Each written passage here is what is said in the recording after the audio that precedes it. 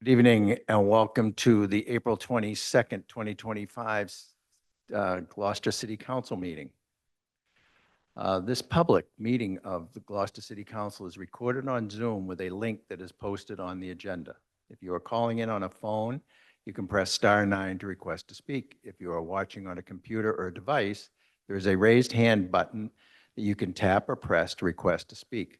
Please use either of these options during oral communications and public hearings to be recognized. Good.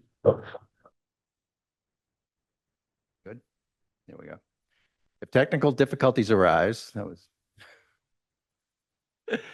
and the Zoom link is interrupted during an in-person hybrid meeting of the City Council and a quorum is present, the meeting may continue after efforts have been made to reestablish the link. The minutes shall note the interruption. It is the finding of the City of Gloucester that no individual should be denied equal treatment or opportunity because of their age, ancestry, color, disability, including intellectual and developmental, mental disability, family status, immigration status, gender identity or expression, military status, marital status, national origin, race, religion, sex, or sexual orientation. Tonight, joining us on the City Council is Dylan Benson, Ward 2 City Councilor, Valerie Gilman, Councilor at Large, Frank Majota, Ward 4 City Councilor, Scott Memard, Ward 1 City Councilor, Marjorie Grace, Ward 3 City Councilor, Jason Grove, Councilor at Large, and Vice President of the City Council, Sean Nolan, Ward 5, and I'm Tony Gross, the City Council President. And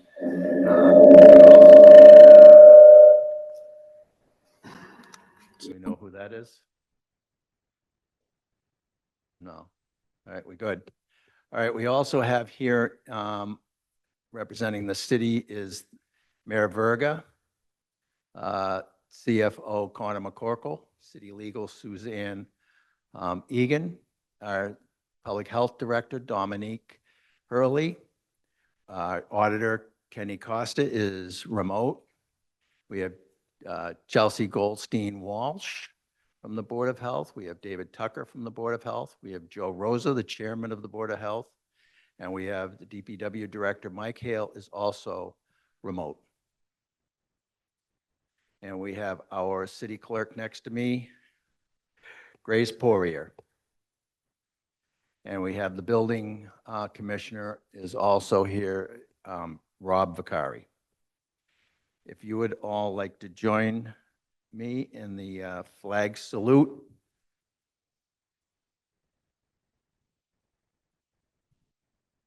Pledge allegiance to the flag of the United States of America and to the republic for which it stands, one nation, under God, indivisible, with liberty and justice for all.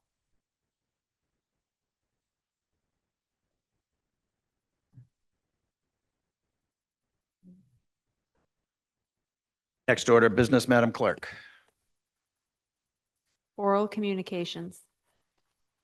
Public shall have the opportunity at every regularly scheduled meeting to be heard under oral communications on matters not appearing on the agenda. Oral communication shall allow any resident and/or property owner and/or business owner who has a request or complaint of any nature relative to city business to appear before the council, make their statement without debate, and the City Council will refer matters to the office of the mayor. Persons speaking under oral communication shall be limited to 3 minutes each. And Councilor Worthley, Councilor at Large, has also joined us. Anyone in the audience? Name and address for the record, please.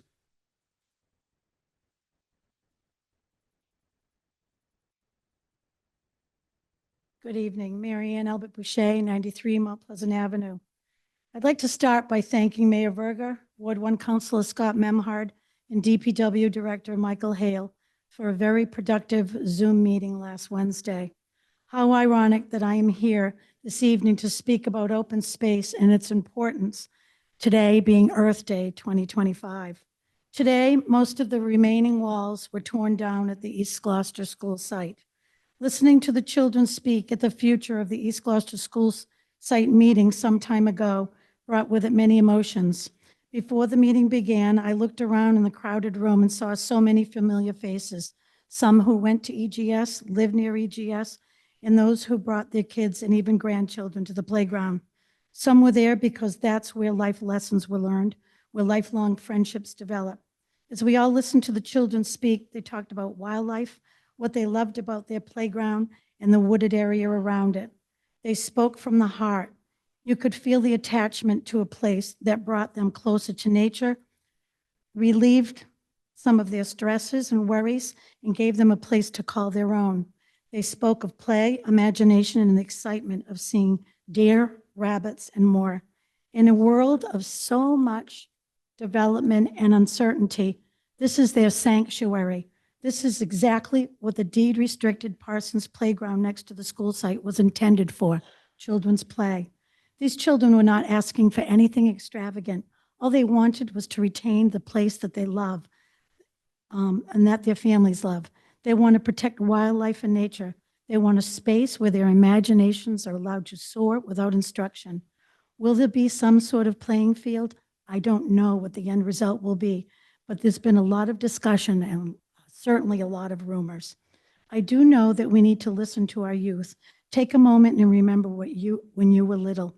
The years may move forward, but children will always be magnetically drawn to nature. It is ingrained in the human soul. As I walked out of the meeting with many of all ages, I realized that while years have gone by, nothing else really changed when it comes to our outdoor play. The desire for play, for nature, for a place to be a kid has remained the same. Our schools and our city right now are facing some real challenges with our youth, so much so that the O'Malley Library was filled to capacity just a week ago with concerned parents, teachers, and even city leaders. In my humble opinion, we need more open space, more than ever.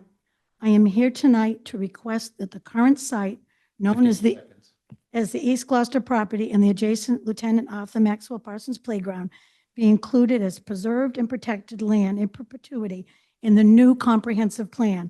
One more sentence. I am grateful that the portion of the Maxwell Parsons Playground is being returned to its original purpose, open space, but let us also make sure that these two pieces of property are not subject to a land loss in the future. Our children deserve our support. Thank you very much. Thank you.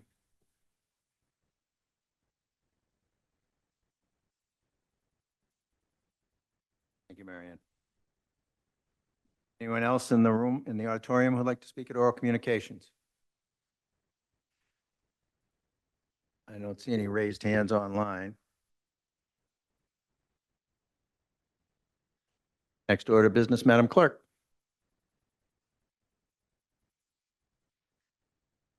Presentations and commendations. A commendation to be issued to the Gloucester Youth Leadership Council. Okay, invite Chelsea Goldstein Walsh and David Tucker to come up and give us a little brief overview. Start these off.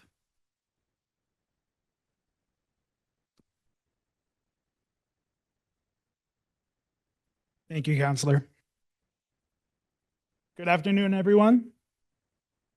I am honored to welcome you today and to say a few words about truly inspiring group, the Gloucester Youth Leadership Council, or GYLC. GYLC is a substance use prevention group made up of students from grades 6 to 12 who are dedicated to promoting positivity and becoming leaders in their community. These leaders have made a powerful impact, not only in Gloucester, but in surrounding communities as well. For creating over 10 public service announcement videos, one which placed second nationally, to volunteering through the city and launching campaigns focused on making our community safer and healthier for young people. Their work speaks for itself. I wanted to take a moment to thank the incredible youth leaders here today. Your dedication, hard work, and what made this possible and this day possible. We also want to extend our deepest thanks to the adult facilitators, Chelsea, Lacey, and myself, the City Council, Mayor Verga. Thank you for your support in bringing this all together. Congratulations to the leaders of GYLC. We are truly making a difference. And I will, okay.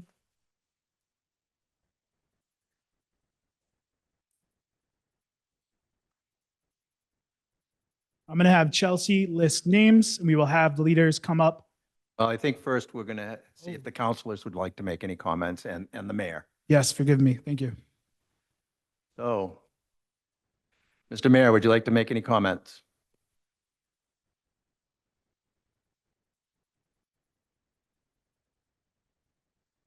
Good evening, councilors, and all the members of the public and our leaders. I think David covered a lot of it, but it's important to understand that you folks are leaders of tomorrow in this community, but you're also leading right now, which is really important, especially what Mary Ann mentioned early in her oral communications, that we do have issues going on right now. And it's very important that we have people who can model the behavior that really we want to have from our children. And I want to thank you, Mary. I just want to thank David and Chelsea for all that they've done. And I'm looking forward to having all of you. How many people? 20? How many are listed? Right. So strap in, folks. We're going to be here for a little while, but it is definitely something that's worth it. And I thank you, councilors, for giving me the opportunity to join in and sharing our celebration of our youth. Thank you.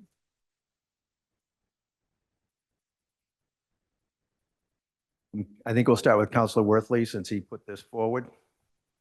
Thank you, Mr. President. Thank you for everyone joining us tonight. It's nice to see a lot of people at City Hall. It's not often that we have this kind of an audience, and I know why you're here. The focus of tonight's commendation is recognizing the hard work of our student volunteers. But before we get to that, I'd like to thank Council President Gross for your assistance in helping getting this forward. And thank you to our health department staff, our city clerk's office, State Senator Bruce Tarr and his office for joining in this ceremony. Thank you to the mayor for joining us tonight as well. Thank you to the entire council for voting unanimously to award one of the City of Gloucester's highest awards. The Gloucester Youth Leadership Council creates positive change in our community by encouraging youth to reach their full potential and connecting them to opportunities and resources. The Gloucester Youth Leadership Council raises awareness about important community issues which impact healthy youth development, including mental health, substance abuse, and social justice, while providing a safe place for every student. Special thanks to the Gloucester Health Department staff, Chelsea Goldstein-Walsh, David Tucker, and Lacey Natty. Each of you is making a tremendous and positive difference in our community. Also want to thank the parents, step-parents, grandparents, and guardians of each of these students for encouraging them and supporting them in their volunteer leadership efforts. And now to our guest of honor. Tonight's commendation ceremony is to thank you and recognize your volunteer efforts. The council stands with you and the health department staff to amplify the work you're doing and to help your peers. There should never be a flicker of a doubt at how strongly the Gloucester City Council supports your efforts, and tonight is an opportunity for us to show that support. Oftentimes we hear that students are our future leaders, and as the mayor said, they are, and that may be true, but we can confidently say that you are also our current leaders. Even when you don't know it, you're making a difference. You're changing, in some cases, saving lives. I encourage each of you to keep up the great work. Thank you for coming tonight. Dave, we could hold our applause for the other councilors so we can move along here. Councilor, we'll start with Councilor Memhard. I'd just like to join Councilor Worthley and the rest of us in thanking Chelsea and Dave and all of you. It's an important program. You're important, making a contribution to the community and acting as leaders. And there's nothing better than that for a community like Gloucester. So thank you so much. Councilor Grace. I want to say congratulations to each and every one of you for the extraordinary example that you are setting for your peers in this community. It is so very, very important, and we are so very proud of you.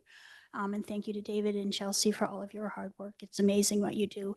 And on a side note, congratulations, David, on your recent wedding, and happy birthday.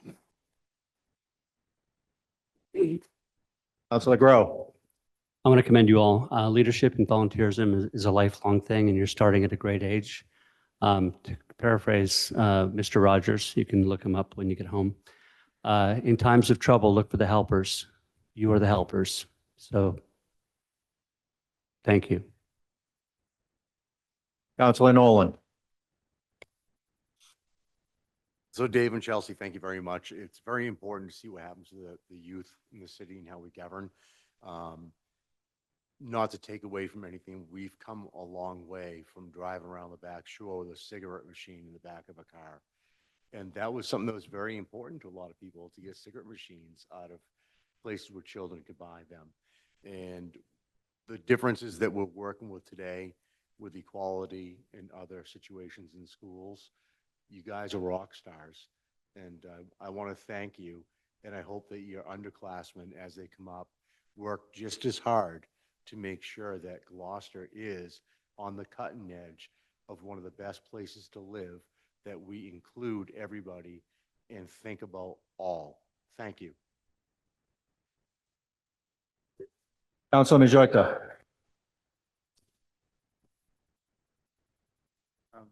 Hi, I just wanted to take a moment to sincerely thank each of you for your commitment, passion, and leadership throughout your time.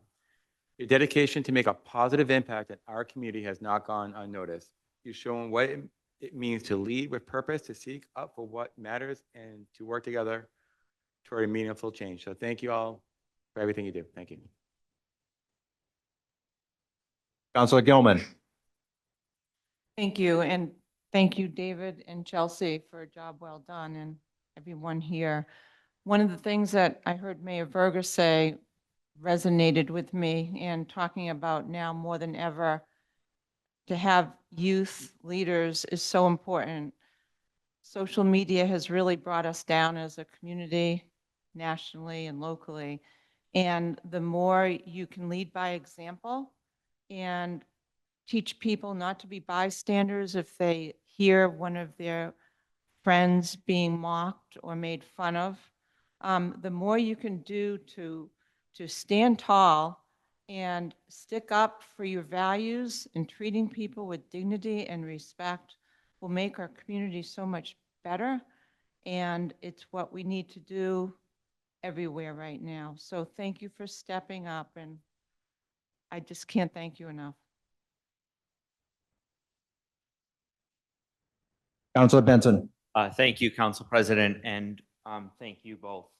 And also to all the youth out here tonight, thank you. A quote that I was looking at a little while ago before coming was, "The youth of today are the leaders of tomorrow." You are the leaders of today as well. And many of you will be sitting here in short order.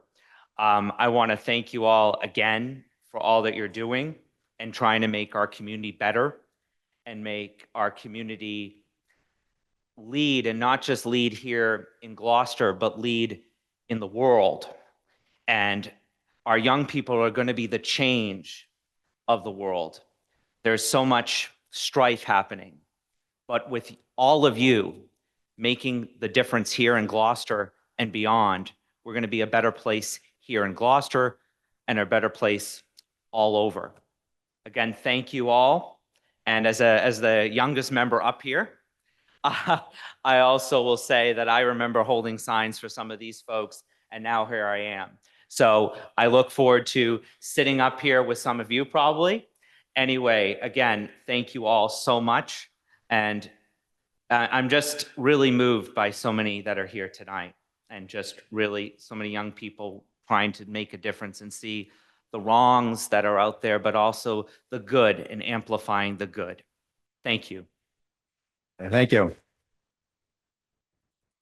This is truly a great night, and I would like to, extend also my thanks to Chelsea, David, and Lacey for all the work they do to bring this together. But tonight's about you, the recipients of these accommodations. And it's always not easy to be a leader, and I really admire the courage sometimes that it takes for you guys to do it, and what you do, the work you do is so important.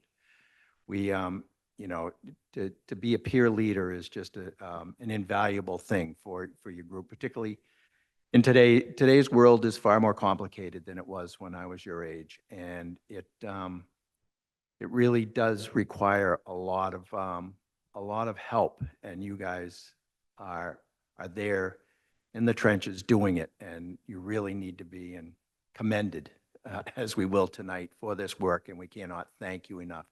I'd also like to recognize that Senator Tarr has arrived this evening, and School Committee Vice Chair Bill Melvin is here. Senator Tarr, if you'd like to come up and say a few words. I was not going to go after you, that's for sure. And then we will hand out the accommodations and shake some hands. Want to go up to the podium? Take those over to the table over there. Yeah, take them with. You can give them to Chelsea.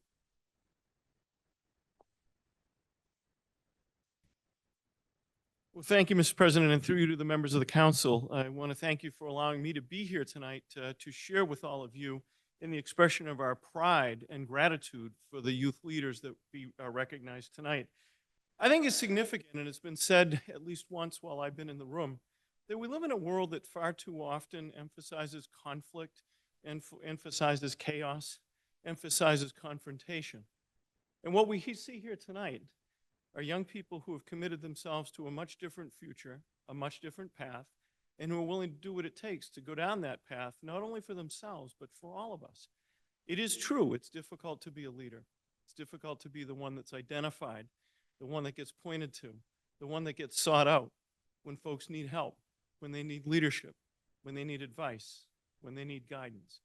But what we recognize here tonight are young people who, in fact, have placed themselves in that role voluntarily and chosen to say, I will be the one that will be there when I'm needed to offer advice, when I'm needed to offer support, when I'm needed to role model a different path than what might otherwise have been taken, when I'm there to say that I'm proud of my community, my neighbors, my peers. And in doing that, find a particular way to be able to reach their peers that many of us would not have, because it is a tremendous strength of communication when you can look someone in the eye and say, I am your peer, and here's what I'm feeling. It's incredibly powerful, and it's transformational.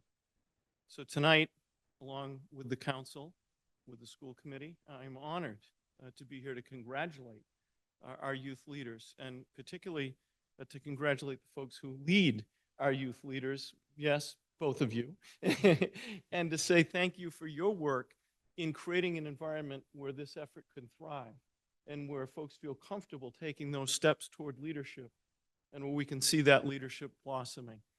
It is indeed, Mr. President, a great night for our community. It's a night when we recognize that our future is led by young people who understand the importance of leadership and who are willing to accept that challenge and that responsibility. And there can be no doubt in this room tonight that our future indeed is continuing to be bright because these young people that are recognized have taken the torch, have held it up high, and are lighting the way to the future. So thank you for allowing me to be here, share a couple of minutes, and most of all, thank you to our youth leaders for giving us all something to celebrate, to be inspired by, and renewing our hope in the future. It's an honor to be here. Thank you.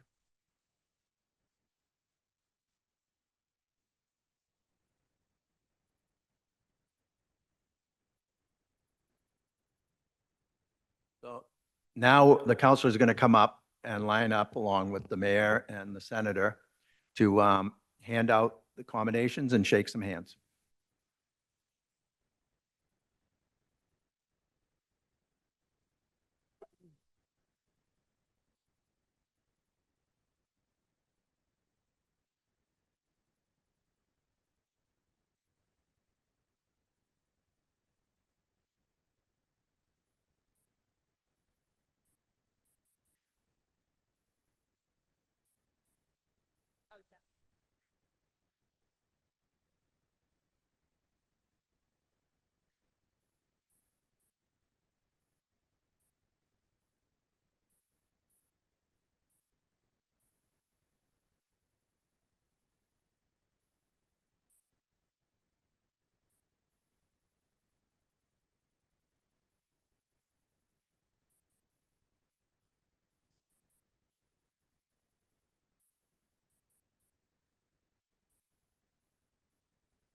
So we're going to have one reading of the commendations, and then we will hand them out. Thank you, Mr. President. From the Office of the Mayor, special citation to fill in the blank. As mayor, I proudly recognize your outstanding leadership, dedication, and service as a member of the Gloucester Youth Leadership Council, the GYLC. Your commitment to creating positive change, promoting teen health, and building a stronger, more inclusive community is truly commendable. From organizing meaningful community projects to raising awareness and creating opportunities for connection, joy, and support, the GYLC continues to be a beacon of hope and inspiration in our city. Thank you for being a role model and a voice for youth in Gloucester, given under my hand and the seal of the City of Gloucester this 22nd day of April, 2025.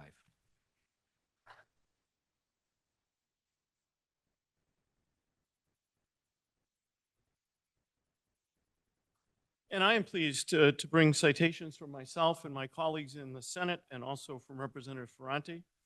These read, be it known that in this case, the Senate hereby extends its congratulations to our Gloucester youth leaders in recognition of your leadership and personal dedication to building a stronger and healthier community through education, awareness, and collaboration. And be it further known that we extend our best wishes for continued success, that this citation be duly signed by the President of the Senate and attested to, and a copy thereof transmitted by our clerk. These are signed by our Senate President, Karen Spilka, attested to by our clerk, Michael Hurley, and offered by myself on April 22nd of 2025.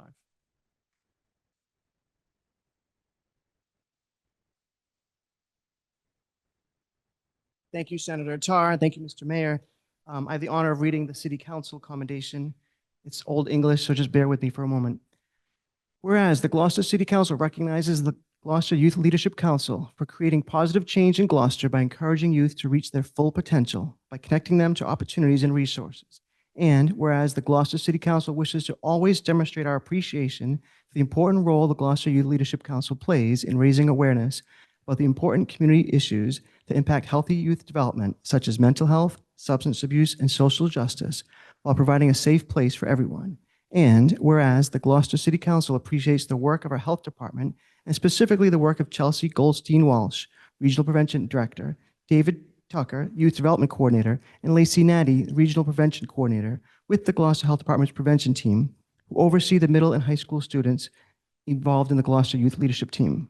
Now, therefore, be it resolved that the Gloucester City Council hereby honors the members of the Gloucester Youth Leadership Council for the continued positive impact for their peers, for the leadership in helping the youth of Gloucester live healthier lives, and for their volunteer efforts to support and contribute to our community by offering this commendation on April 22nd, 2025. Thank you.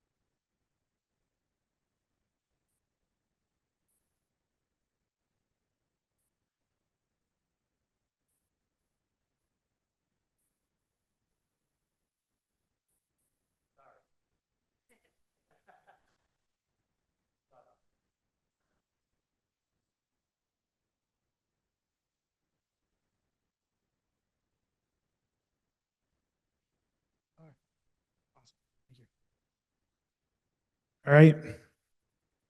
I'd like Rowan Berlin to come up.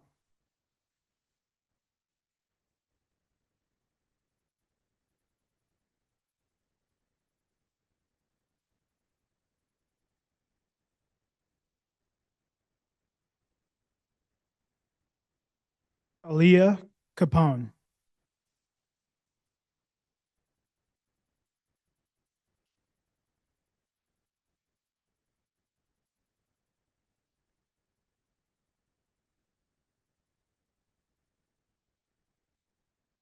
Gage Desmond.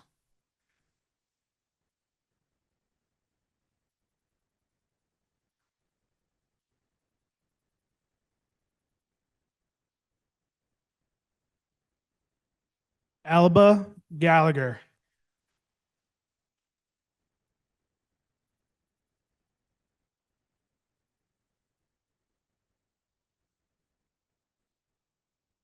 Madison Goodhue.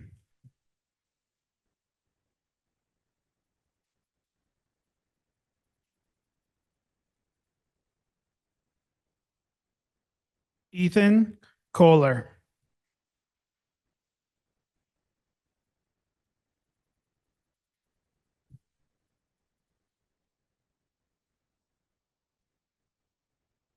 Emerson Lancaster.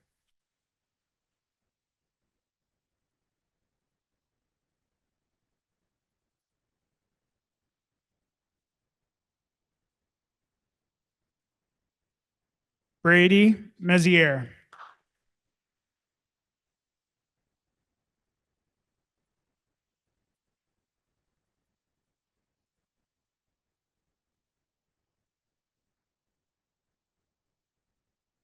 Amber Murphy.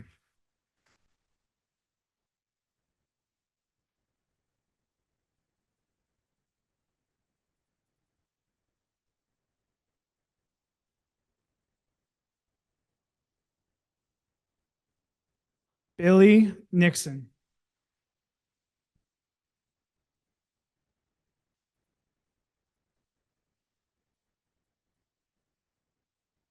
Natalie Parisi.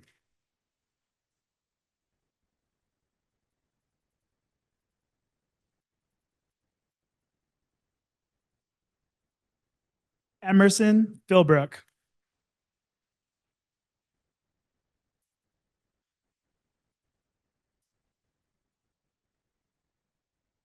Charlotte Randazza.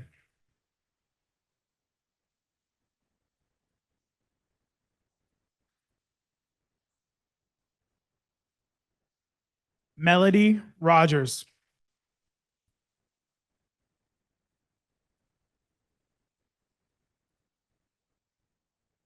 Lauren Sargent.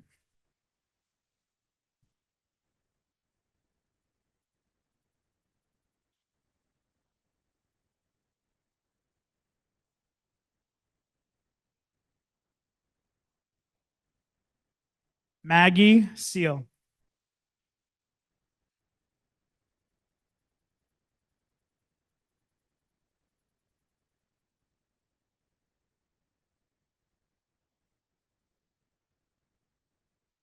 Matthew Smith.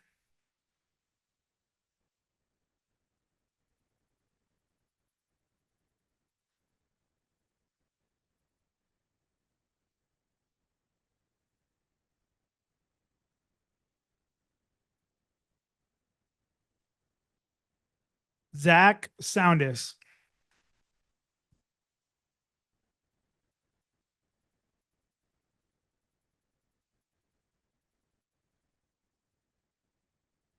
Erica Taylor Grassi.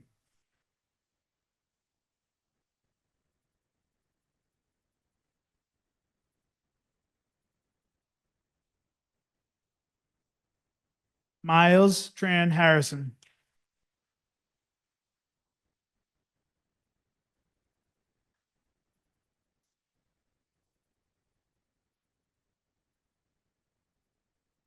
Allison Tuck.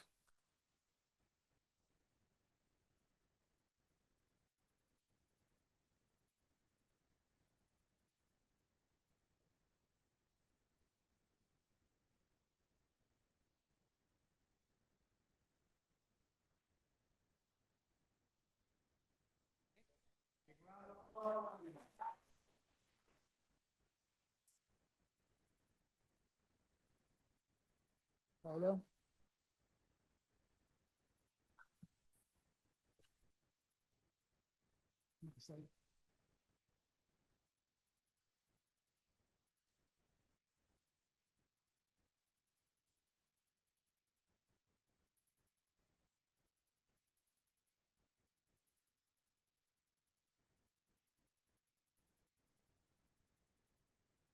We're going to call a quick recess for a photo. So all the recipients and Chelsea and David, see where we want to do the photo op. Do we want to do it on the stage? Sure. I'd ask leaders to please come onto the stage, take a photo, councilors, mayor. Do you have a photographer? Yeah.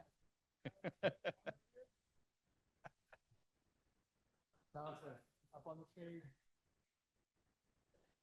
Up on the stage.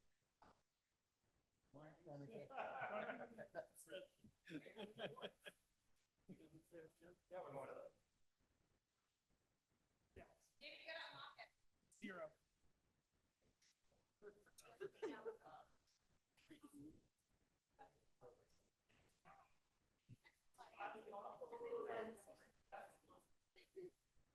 To be in it, oh, I don't know, it's just a senator one, yeah. All right, and that's her, yeah.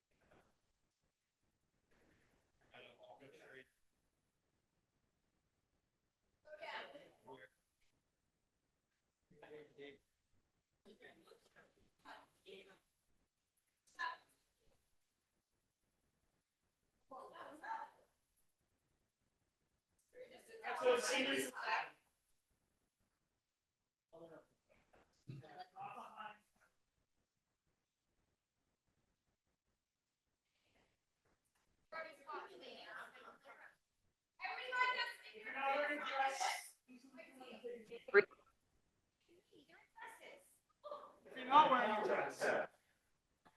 I said if you're not wearing.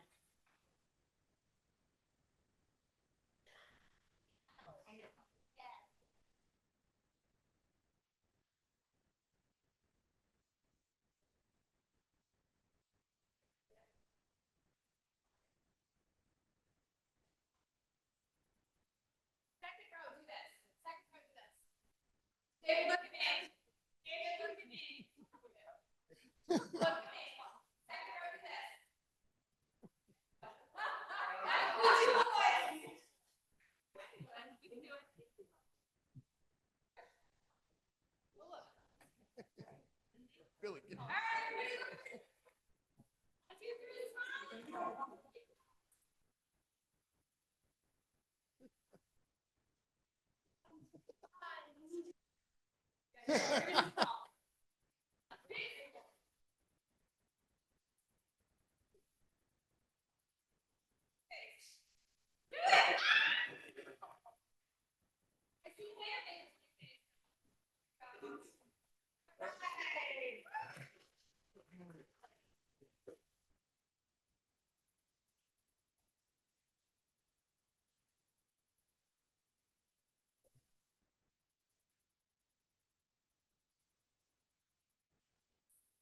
Oh, perfect. Oh, you're David.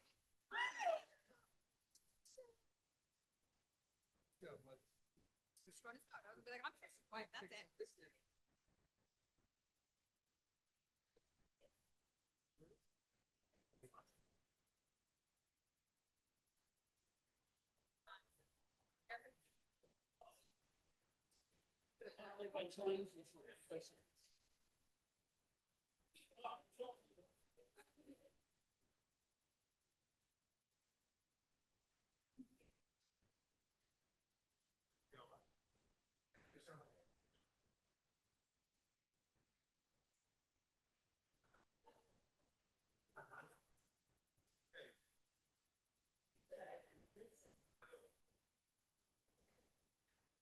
I don't know. My assumption is I'm just gonna maintain.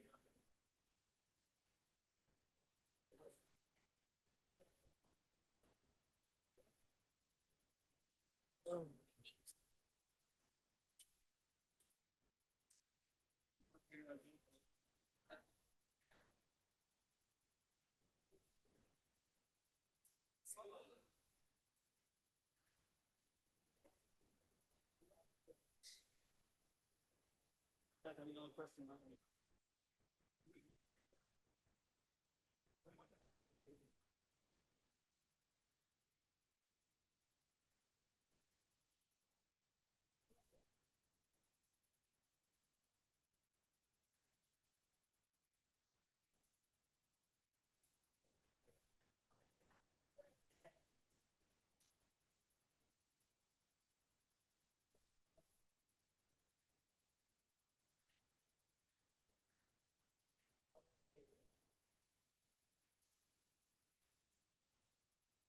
Good,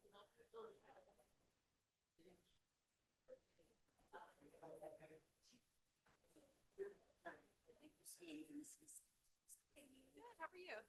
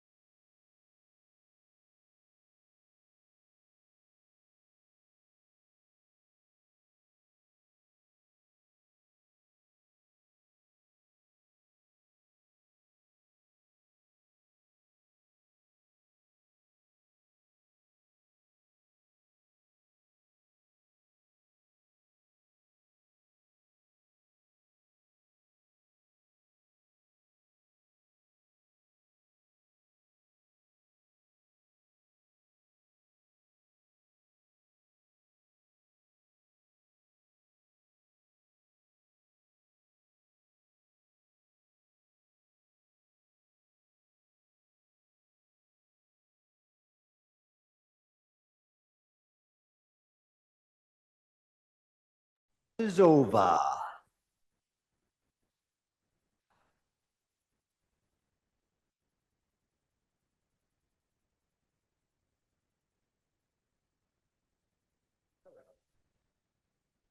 How long did it take? Less than a half an hour.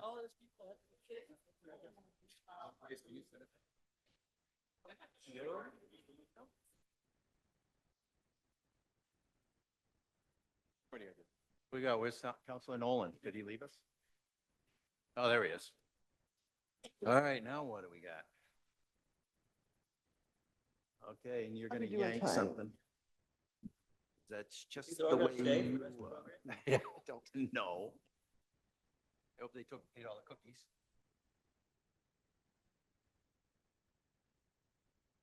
Imagine that. And I Didn't saw have me. dinner, huh? No, I You're did. not a but- diabetic either. All right, Madam Clerk, next order of business.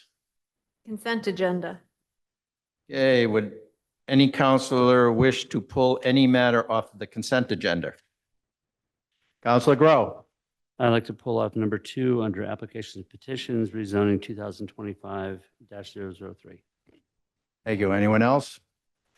Mr. President. Counselor Gilman first. Okay, sure. Thank you. I'd like to remove under communications and invitations, item number 4, City Council letters of support to state legislators regarding support for critical education initiatives in the fiscal 26 state budget. Okay, thank you. Counselor Worthley. Mr. President, under communications, numbers 1 and 3, please.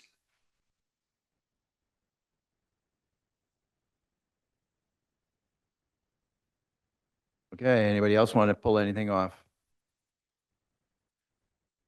You sure? All right. I'll entertain a motion to accept the consent agenda So as moved. amended.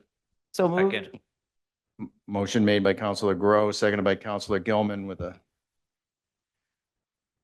first movement, but anyway. All those in favor? Aye. Aye. Okay, Counselor Grow.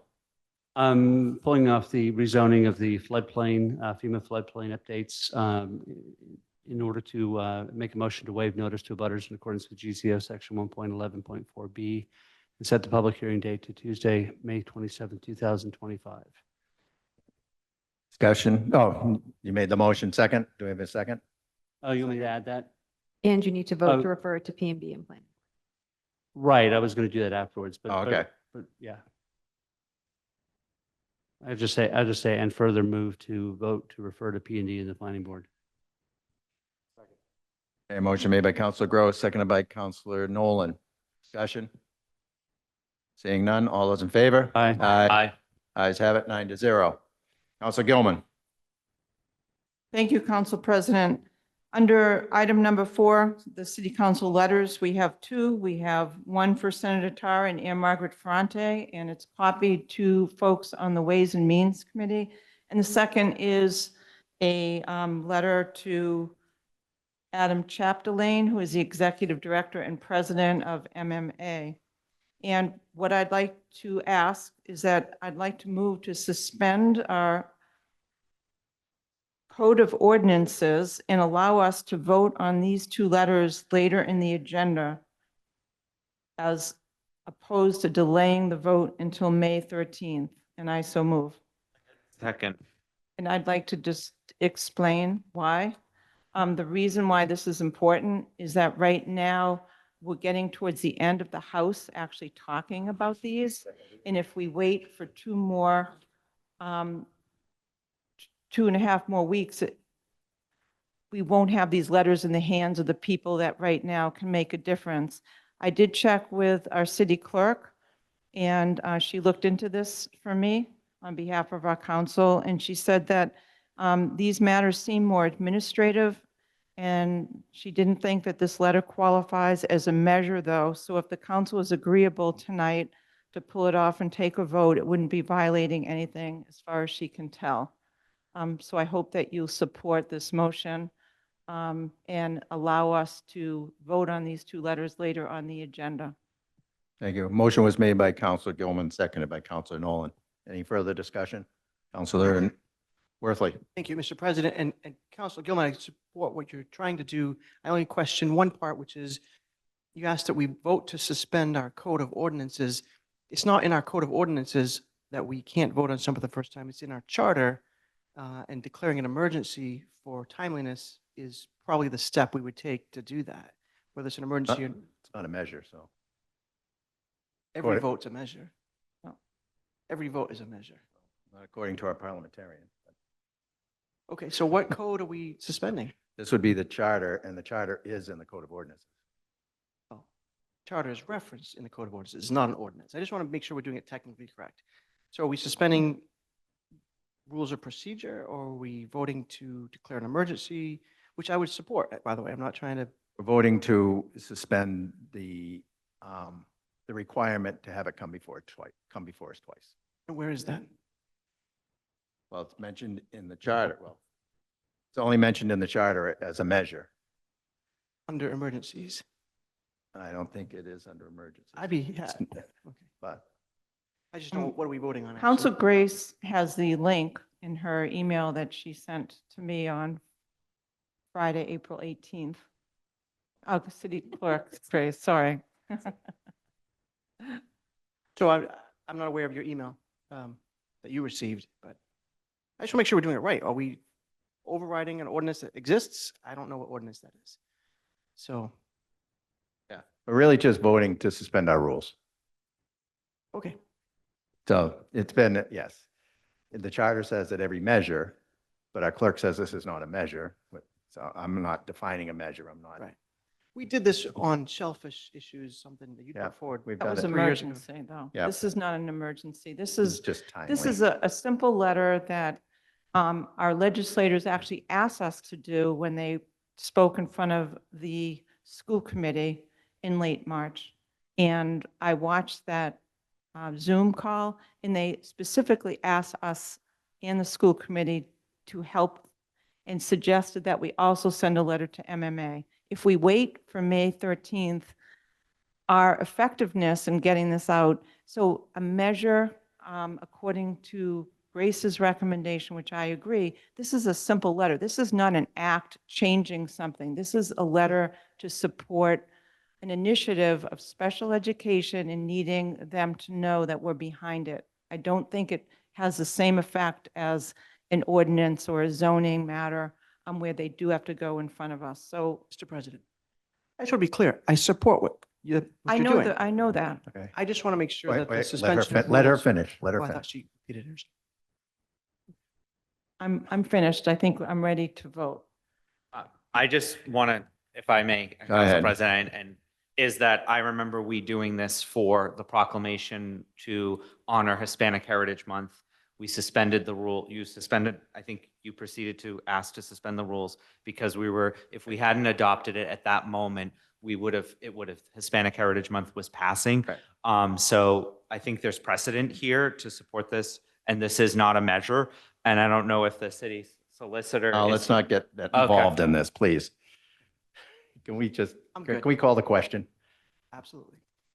Okay, all those in favor of? Aye. Opposed? The ayes have it. It was a motion to suspend the rules or a motion to send it, the letter? Do it later on. My suggestion was to defer going over the letters later on in the agenda. Yeah. To suspend the rules to send it. I think it's all one action. Thank you. All right, you pulled off 1 and 3 Yes. under communications? Yep, so I fully support this going to the Ordinance Administration Committee, where it deals with finances and we don't have our fees in a separate document. I'd like to add that we also refer to the Budget and Finance Committee pending the Ordinance Administration Committee's review. And I so move. Motion's been made by Councilor Worthley, seconded by Councilor Majota to send, also refer this to BNF. Any discussion? All those in favor? Aye. Opposed? Ayes have it, 9-0. Okay. Is that it? Yep.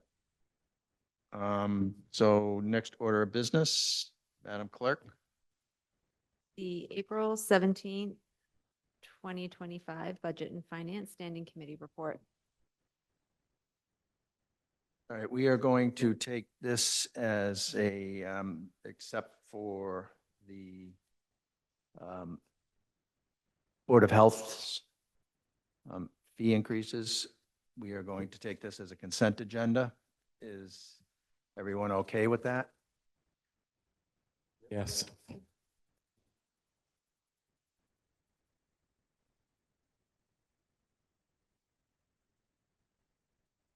Right. Councilor Memard, as chair, would you like to read that one line there? Motion to accept the April 17th? I shall. I believe item number 1 is a roll call vote still. Well, the whole thing, we're doing them all. Okay. So, yep, on your template. Yep, I got it. Here. So I would make a motion to accept the April 17th, 2025 Budget and Finance Committee as a report as a consent agenda, and I so move. Second. Motion made by Councilor Memard, seconded by Councilor Grow. There's a roll call vote. Call the roll, Madam Clerk. Counselor Grow. Aye. Counselor Majota. Aye. Counselor Memhard. Aye. Counselor Nolan. Aye. Counselor Worthley. Aye. Counselor Benson. Aye. Counselor Gilman. Counselor Grace. Aye. Counselor Gross. Aye. The vote is 9 in favor, 0 opposed. The motion passes. Okay. You want to continue on reading the motions? It's easier if you do it. It's on page 4.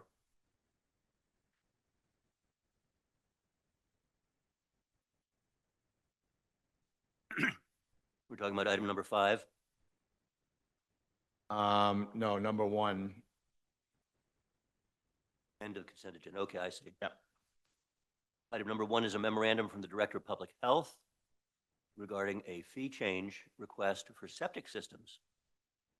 And the committee recommendation on a vote by Councilor Gross, seconded by Councilor Worthley. Budget and Finance Committee voted 3 in favor, 0 opposed, to recommend that the City Council approve the proposed fee change as presented in the memo dated April 1st, 2025, as incorporated here too, presented by the Director of Public Health and as approved by the Mayor. And I so move. Second. Motion made by Councilor Memard, seconded by Councilor Worthley. And so in front of us, we have the fee schedule. It's up on the big screen. And if we would like to have the Director of Public Health, Dominique Hurley, come and speak to this for a minute.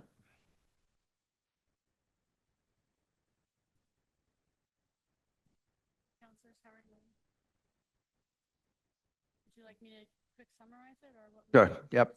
Some questions? Into the mic, please. Yeah, oh yeah, Can you hear me all right? yep. All right, so this is the second round of fee changes that we're proposing from the Health Department. We did rental before, today is septic. After this comes food and then all others. There's several kinds of fees that we are in charge of. What you're seeing on this memorandum is us looking at the 4 key factors that drive a fee for our department, and I'll just remind you of them.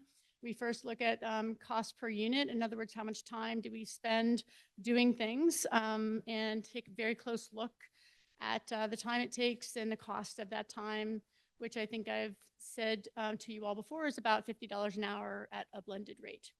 We also look at what the CPI increase has been since 2007 when we last updated our fees of 1.58. So we also took a look at that.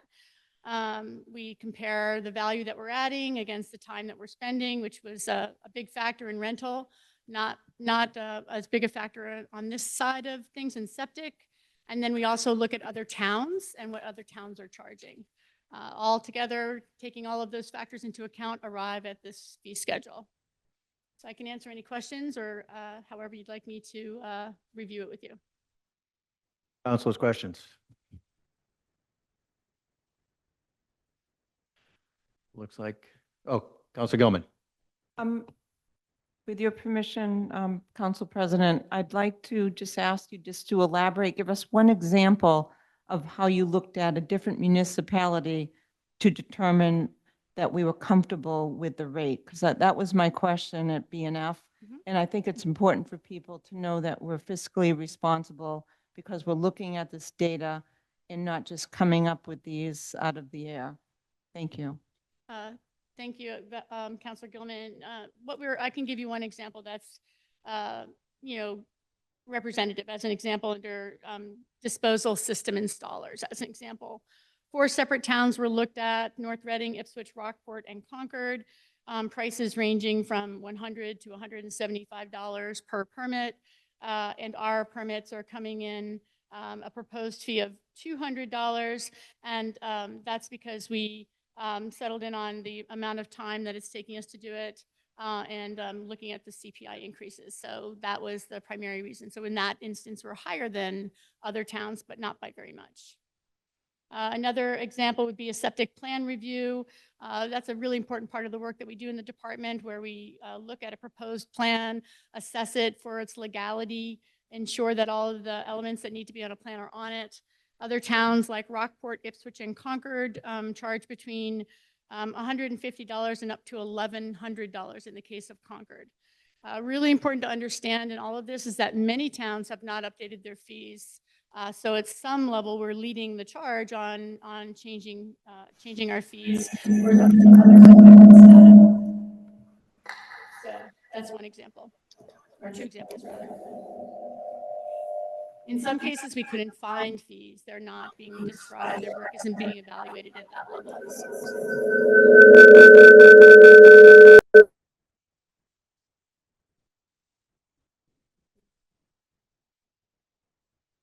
Sounds like it's gone. To speak.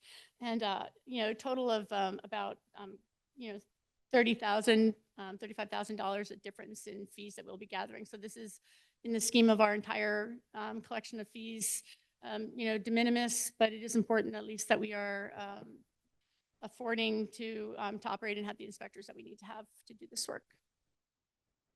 Thank you. Mhm. Councilor Grow.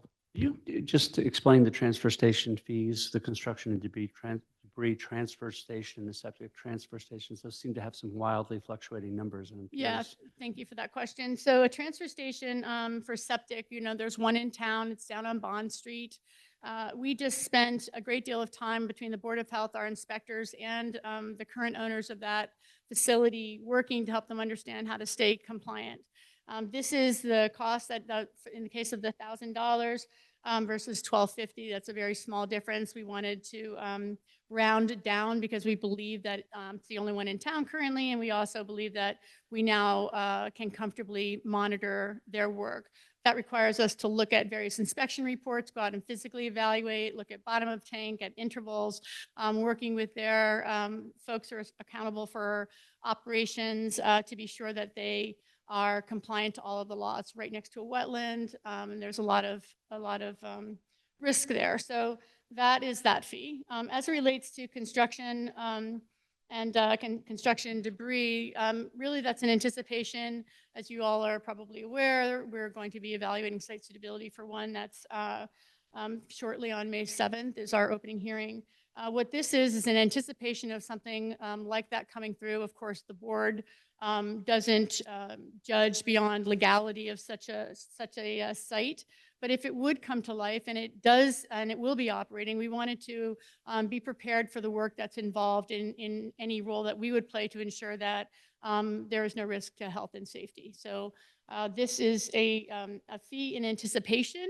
And you can see that based on talking to other health departments and other municipalities, that they're not necessarily charging, but it's the time that they're spending. And so we brought it down by half to just pick a number to be sure that we have some costs covered in the event that this does move forward, and we have time that has to be spent in supporting and ensuring compliance.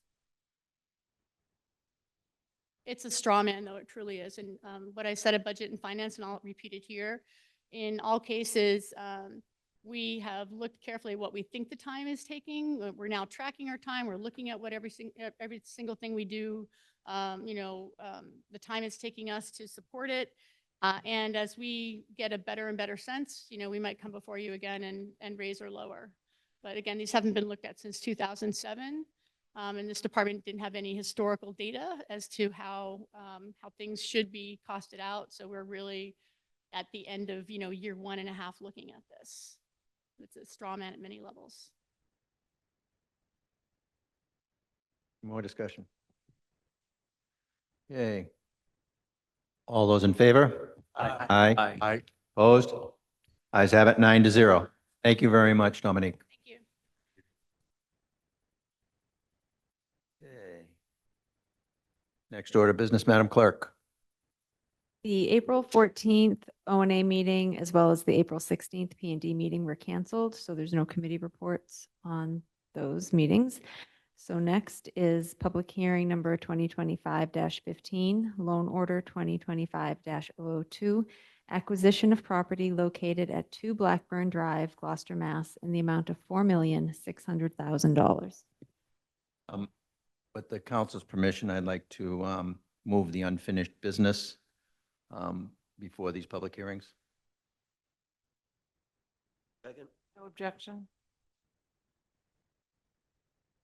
Okay, no objection, so we will go to the short-term rental vote.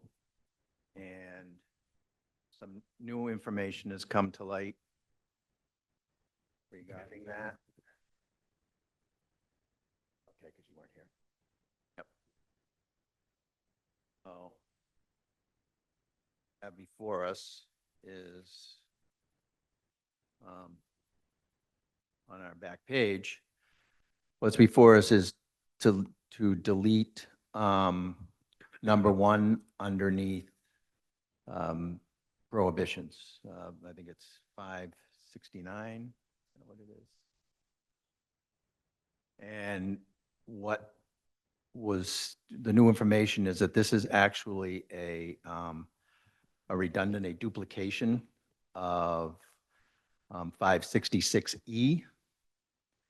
So what the deletion of this is probably, just informing you that if this is deleted, it will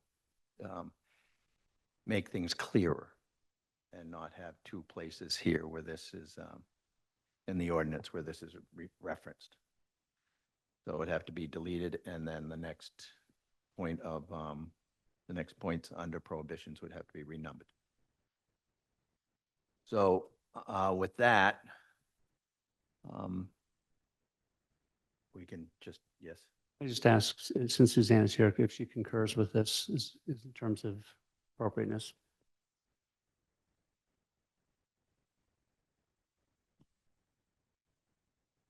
Yes, good evening. I do concur that this provision here, if you delete it, you'll make your ordinance more consistent internally, so there won't be any conflicts. Right, thank you. Yep. Okay. Any more discussion? Everybody understand exactly what we're doing? Okay. All those in favor? Aye. Aye. Opposed? Ayes have it 9-0. It was already moved and seconded prior. So, and then let's just take care of the next one.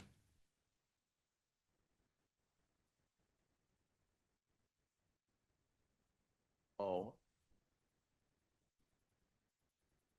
It's been stricken from all the others. Right.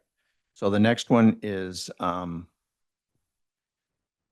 the addition of for-profit in this amendment, and we've stricken it from everywhere else. So on this amendment, which has been moved, no, has not been moved. So I'll entertain a motion to amend 5-69-2 to add for-profit. Second. Other reader. For this on the screen.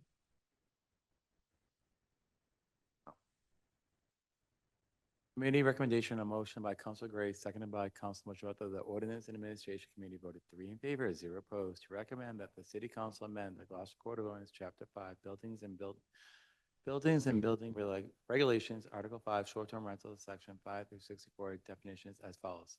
2, corporate ownership. Short-term rentals are prohibited in dwelling units owned by a for-profit corporation. Short-term rentals are permitted in dwelling units owned by an LLC, trust, or S corporation only when every shareholder, partner, or member of the legal entity is a natural person as established by documentation provided by the applicant at the time of registration. And I so move. Second. Motion made by Councilor Majota, seconded by Councilor Worthley. The clarification. Again, we're voting, we've already stricken for-profit throughout this. So Throughout. A no vote would strike this as an amendment. Correct. Thank you. Correct. Everybody understand that? Councilor Worthley. I was just going to say, Mr. President, could I offer a friendly amendment to change the number 2 to 1, because we just deleted the first section in our prior vote, so this would be Well, the only section now. is under there that. more that go down the line on that?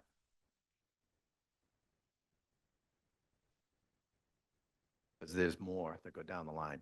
So there'll be, so it was, it's been well, I'm just talking about the motion that was read said 2, and it will no longer be 2 if we just deleted number 1. correct. So I Yeah, just so offer to make take it that number- out of the motion. Just make it number 1 Yep. as a friendly amendment if the Yep. motion maker will accept that. So Frank, you okay with that? Yes. Okay. All right. So does everybody understand what we're voting on? If you want to keep for profit, then that's a yay. If you want to not keep for profit, that's a nay. Wait. All right? Can you say that again? A yes vote Keeps it, keeps for profit as being prohibited. no, keeps it in the language.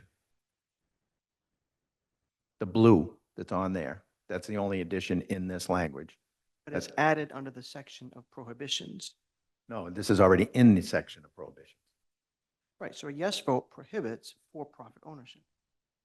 We're adding for-profit to clarify that nonprofit is not prohibited. We've already determined that for-profit added confusion throughout the rest of the ordinance, so we've stricken it everywhere else. So what is it that we're trying to accomplish right now? Right now, the only thing before us is your amendment that puts for-profit into this language, We prohibit it. into this sentence right here. Right, putting it here, the intention was to prohibit for-profit. So a Well- yes vote prohibits for-profit, no vote allows for-profit. No, but because it's not allowed in any of the other, we've already defined what is allowed and what isn't, what is allowed. And we determined throughout the marathon meeting before that for-profit just confused matters because it wasn't defined. So what are we trying to accomplish right now? This motion. I don't does know what, you're the one who put the for-profit in. We're voting on whether to keep for-profit in or not keep As a for-profit. prohibition. In this sentence, It's under the under section. prohibitions, Okay, what section is this sentence going to be under? under 5.69 prohibitions. I put for-profit as a prohibition. To be clear, that we're prohibiting for-profit. Yes, Operation. and we talked ad nauseum at the last meeting about what for-profit meant and what it doesn't mean, and it's undefined, so we took it out of all the other language that that you had inserted it in. There was Okay. 2 or 3 other places that we took for-profit out because the places that can be are defined either in this ordinance or by state law. I just want to understand what a yes vote does. It adds for-profit? A As yes vote prohibition. adds for-profit. As a prohibition. And no vote says for-profit. It just adds it into this sentence, which is in the section of prohibitions. So in other words, it doesn't change that we're prohibiting for-profit ownership. Having it in there changes nothing, and not having it in it changes nothing. So because we've strucken it everywhere else, because we can't name every for-profit that there is that we can envision. What has been named in state law and in the ordinance is what are allowed. So a no vote or what clarifies are the ordinance. exempted. A no vote clarifies it. Okay, Yes. thank you for educating me on that. Yes. I'm good. Okay. Everybody else understand? All right. All those in favor? All those opposed? No. No. Okay. Thank you very much. Now, back to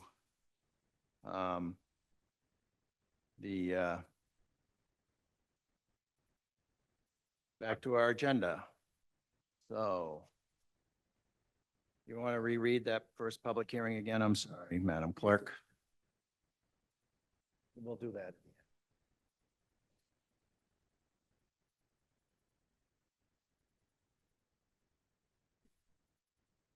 The next item is public hearing 25-15, loan order 2025-002, acquisition of property located at 2 Blackburn Drive, Gloucester, Mass, in the amount of $4,600,000. I will open the public hearing. Speaking in favor, Mr. Mayor. Good evening again, councilors. You received a memo from Susan Egan, our legal counsel, in March.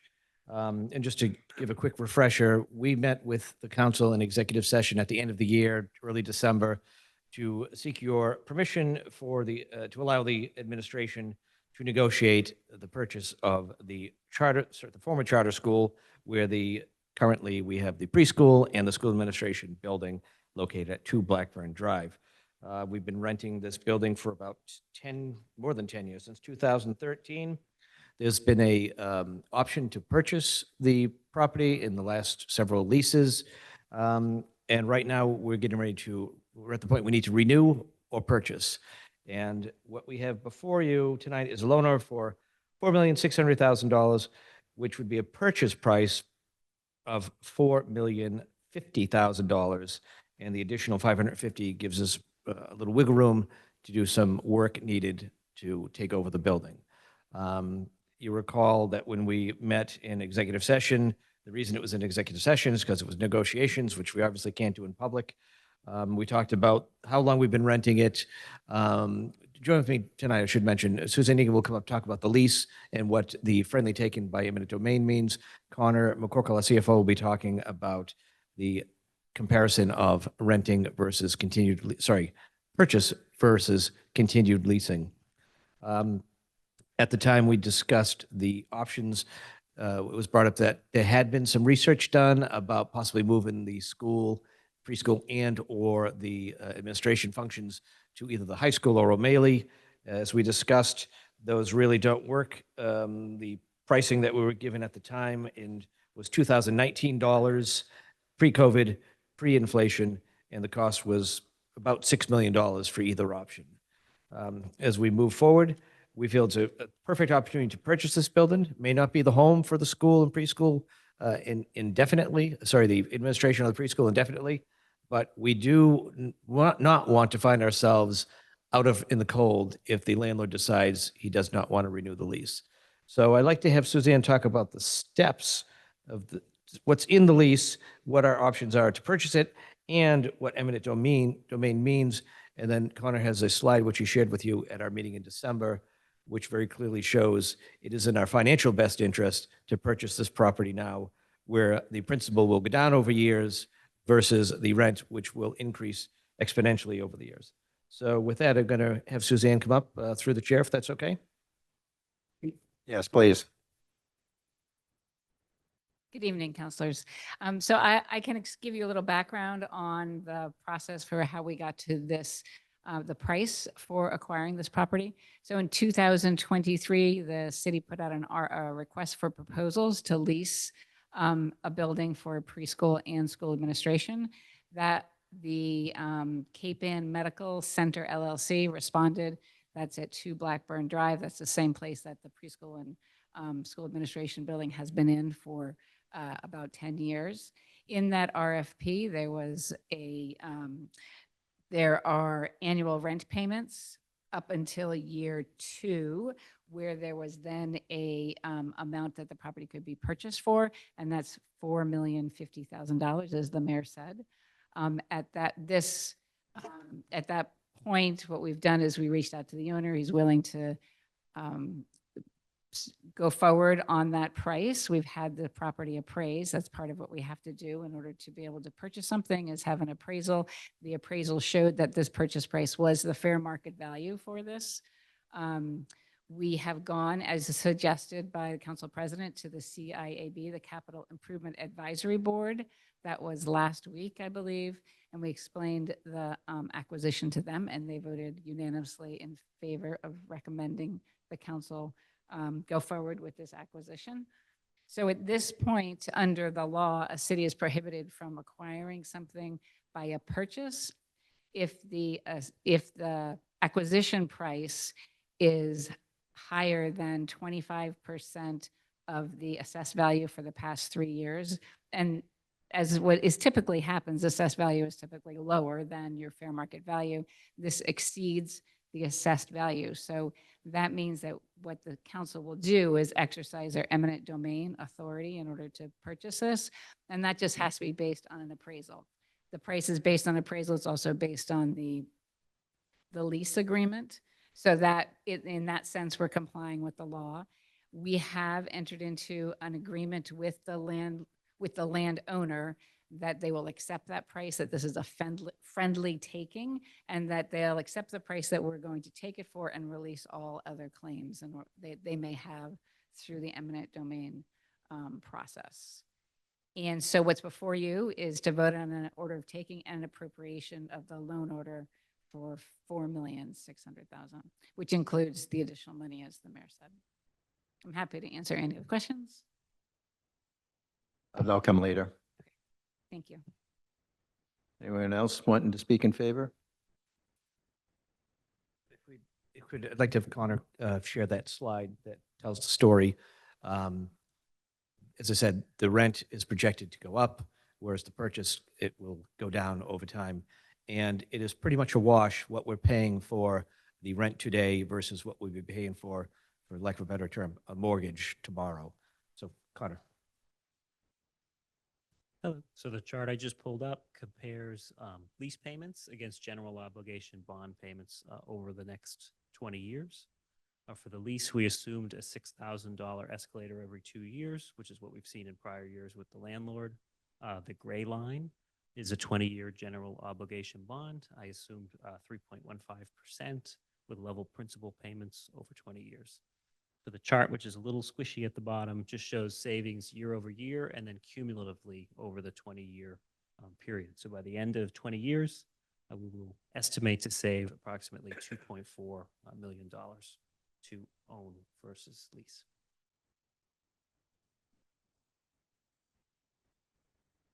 The only final thing I would add is that the paperwork we had for the plans for O'Malley and the high school from 2019 showed the purchase price for the building was $3.9 million.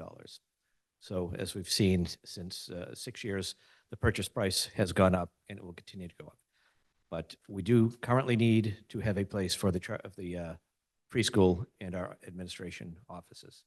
So with that, that's our presentation. Name and address for the record. Matthew O'Brien, 8 Hesper Circle. I'm still very confused by the rules on the STR. It just seems like a lot of yelling back and forth, and I don't know what the new rules are that are affecting my life. Sorry, that we're in a public hearing on something completely different. That public hearing was over. Yeah, I spoke last week and nothing really. Well, we didn't finish the business. The public hearing had been closed. So is there going to be a time to speak again tonight? No. So is there a time I can set up to discuss the rules with you so I understand them properly? Or sure. How do I go about setting that up? Yeah. I called you a few weeks ago and didn't get a call back, so I was wondering. Call me? Yeah. Your name and address right on the website. Message? I did. I'll call again tomorrow morning. All right, yeah, do that. All right, thank you. I'll be in physical therapy from 8:30 to 10, but. All right, I'll call a few minutes after 10. Thank you. Yeah. Just very confusing. It's affecting my life. Yeah, I understand. Yeah, and I don't want to get myself in trouble or break any rules. Yep, no, and thank you. Thank you for coming up. All right, I hope you call me back tomorrow. I will. Leave me a message if I don't.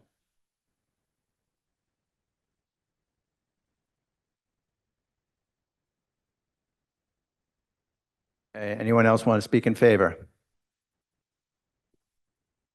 Anyone want to speak in opposition? Do we have any communications? No. All right. Questions from the counselors? Nobody's online.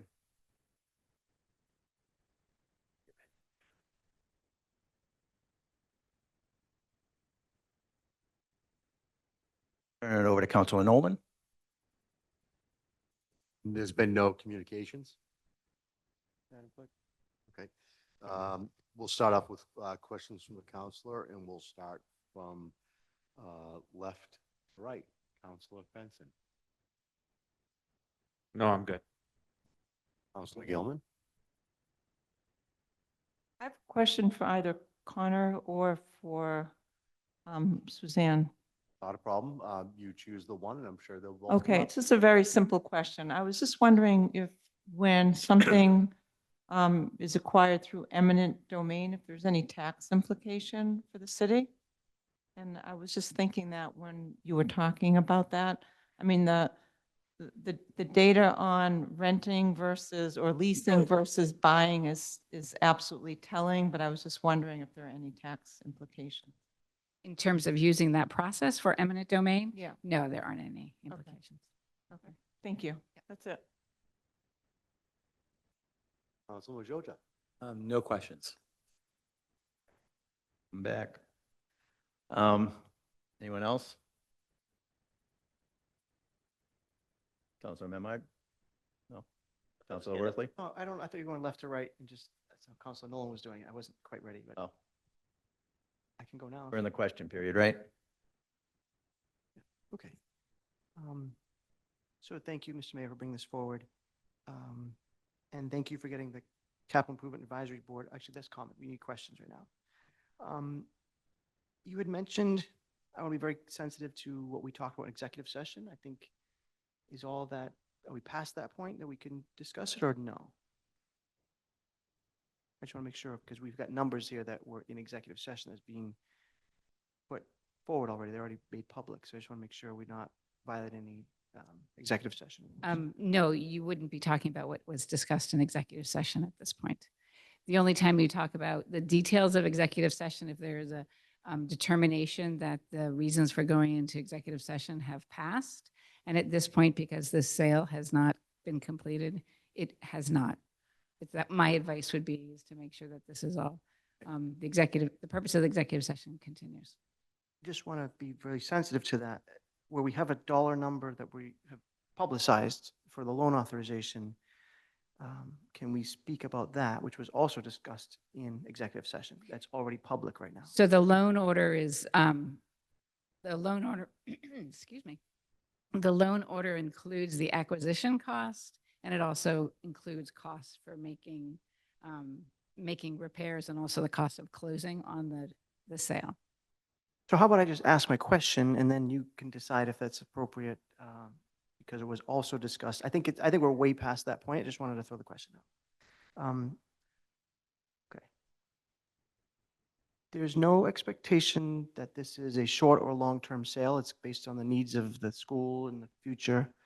But would you suspect that this property will hold its value given the demand in the industrial park? Is that a fair enough question to ask without violating it? Absolutely. Okay. That would definitely be something that we would expect. Thank you. Oh, I'm sorry, you're answering the question and you're saying it's okay to ask that question. Yes, that was not, yes, absolutely, both. Okay.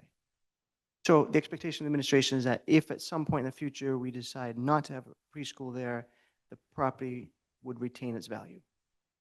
Is that what we're hearing? Yes. Okay.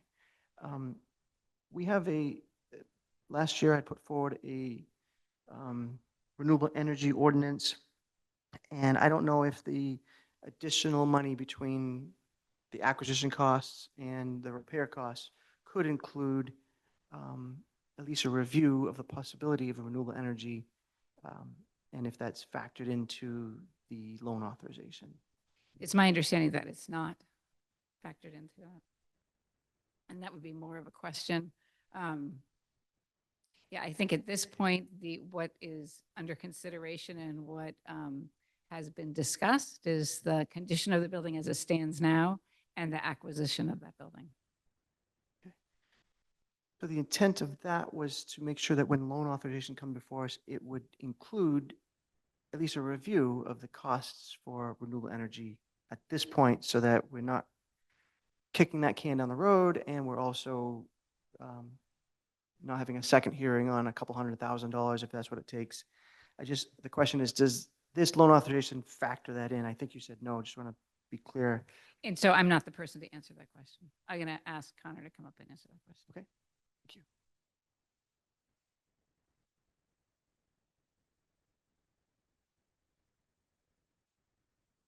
So the loan order includes initial outfitting costs. So they're not defined clearly in the loan order. because the school department has some items they'd like to do. Our public works director also has items. So we know we have a long list and we're separating out what needs to happen versus what we'd like to happen. But it's flexible in the loan order. Thank you. Could I just remind you that if there's an opportunity to look at renewable energy, that I asked the administration to include that in the long list of things that might be included in that extra wiggle room for money. That's fine for me to come moving forward on that. So I had one other question. But if I can find it here, I'll come back to it. But if you want to share the floor with anybody else. Councilor Grace. Just for, to put in simplistic terms for understanding for anybody that's listening at home. The hunt for or opportunity to have another preschool down the road is not off the table, correct? Sorry. That's okay. Okay, That's I correct. just want like simple questions, simple answers for the people at home. That is correct. Okay, and typically in Gloucester, real estate doesn't go down unless it maybe falls into the ocean, which this isn't going to happen. So it is a good investment, and we will, if down the road we had to sell it, we would either break even or make a profit, correct? Yeah, that's the expectation, yes. Right, and if we don't do this now, and 5 months from now, 6 months from now, the owner decides that he's going to sell to somebody else that gives a better offer, we would be scrambling at the last minute to try to find a preschool location. Yes. That's Thank you. correct. Yep.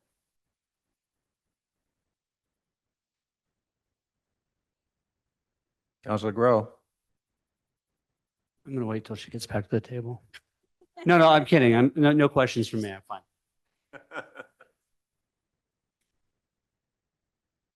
You already have a turn. Go ahead. Councilor Benson. I'm always picked on up here, you know. I was picked on all my life and now I'm getting picked on up here. Just teasing, but anyway, maybe this is to the mayor.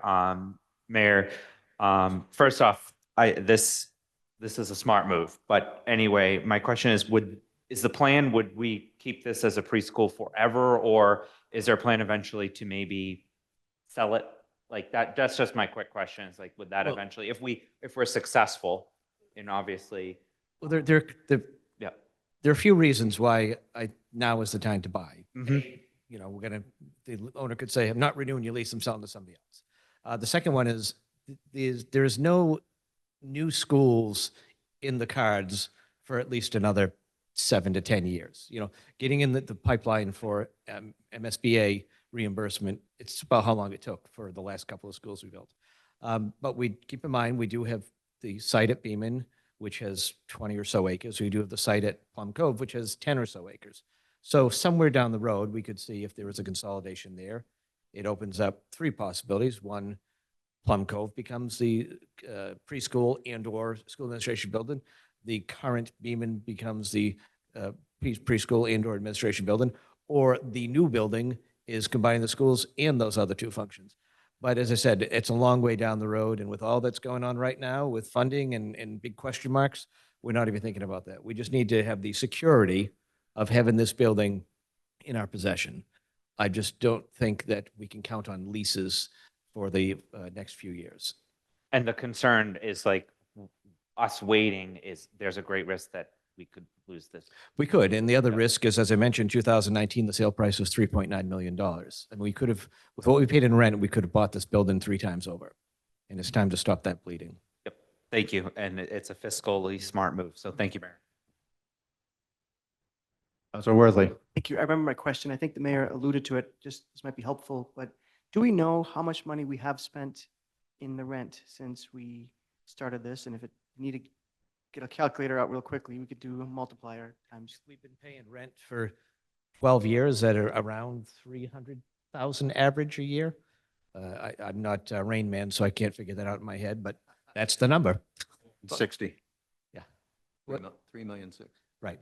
And so if we wait another 10 years renting, well, you saw the chart that diverged. It was pretty telling. So we've spent about 3.6 million in rent. Yeah, that's just going with round numbers at 300. It's been more. It started out at a little bit less, but the rent has gone like this. And we must say that, you know, the landlord has been very friendly, generous. He's a a resident who really cares, and he could have just knocked on somebody else's door and made a fortune and left us out in the cold. So I think it's an opportunity we shouldn't pass up. One more questions? Councilor Grow. Councilor Grow. I just want to clarify because I'm concerned that that question might bring some doubt. We were never in a position 10 years ago or until recently in a position to actually buy the building. The last several leases had the purchase option, at least the current one and the one before it. I think, well, sorry, but I mean, when You were involved there when when I was on, it was always an option to buy. I was always an Yeah, option to buy. always. Oh, okay. No, it was Yep. never. Question. Councilor Memard. Mayor Verga, if you could just highlight the special costs that are involved with making space that meets the state standards for preschool. My understanding is that, in fact, those improvements that are existing currently at 2 Blackburn Drive would be a very expensive investment in any other property were we to have to make them. Right. The requirements for a kindergarten class are quite extensive, and it's even more involved for preschool. And the numbers I just rattled off, that $6 million figure, and you recall we had given this report to this public document. You got it at the executive session. It was that $6 million figure was just for one of the functions, not the school administration. The preschool, just doing the work to renovate the high school to fit the preschool, was a number of $6 million in 2019. So figure double that. But since then, any existing or excess space that was in those two schools no longer exists. Thank you. Again, just a simple question with simple answers so that the people at home listening understand this, that in order to refit one of our other schools to accommodate the preschool or the kindergarten, there's been question about because there was a preschool or a daycare, whatever, at the high school years ago, but regulations have changed, things have changed, so it would not be cost effective to take that money and to refit a school because it would end up costing us more, correct? Yes, the 2019 numbers exceed what we're looking to borrow now by $1.5 million. And the preschool program that was available at the high school did not have the number of classes or staff that we currently have.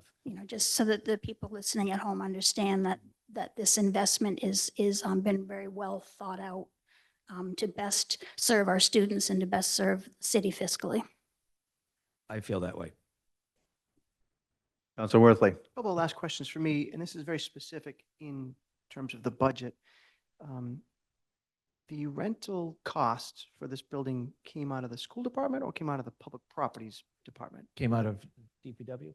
Yeah, facilities. Yes. And so now, using that chart, it'll be a little bit less in terms of the mortgage, we'll call it debt service. Does that free up, well, it won't be till next budget, but would that potentially free up some money in the public properties line item that they're not spending on this rent any longer? Or does that mean? I'm going to let Connor answer which line item it would actually fall under, but it's. Thank you.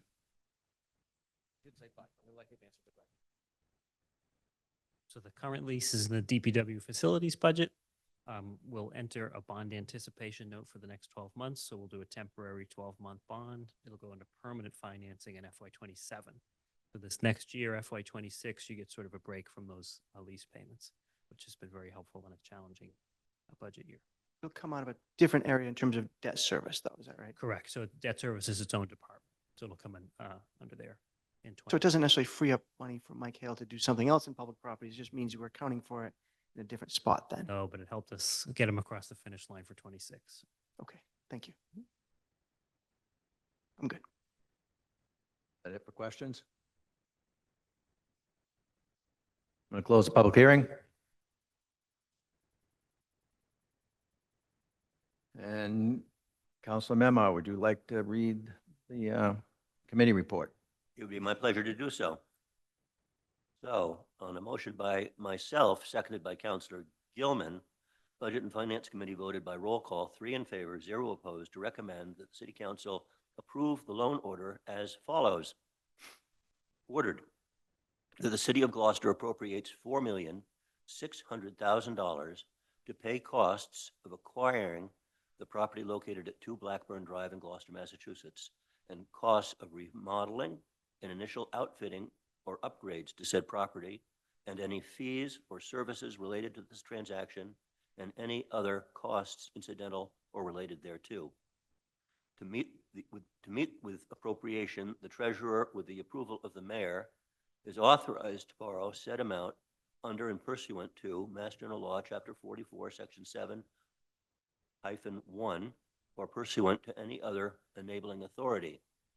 Further ordered that the treasurer is authorized to file an application with the Municipal Finance Oversight Board to qualify under Chapter 44A of the general laws any or all of the bonds authorized by this order, and to provide such information and to execute such documents as the Municipal Finance Oversight Board may require for these purposes, and I so move.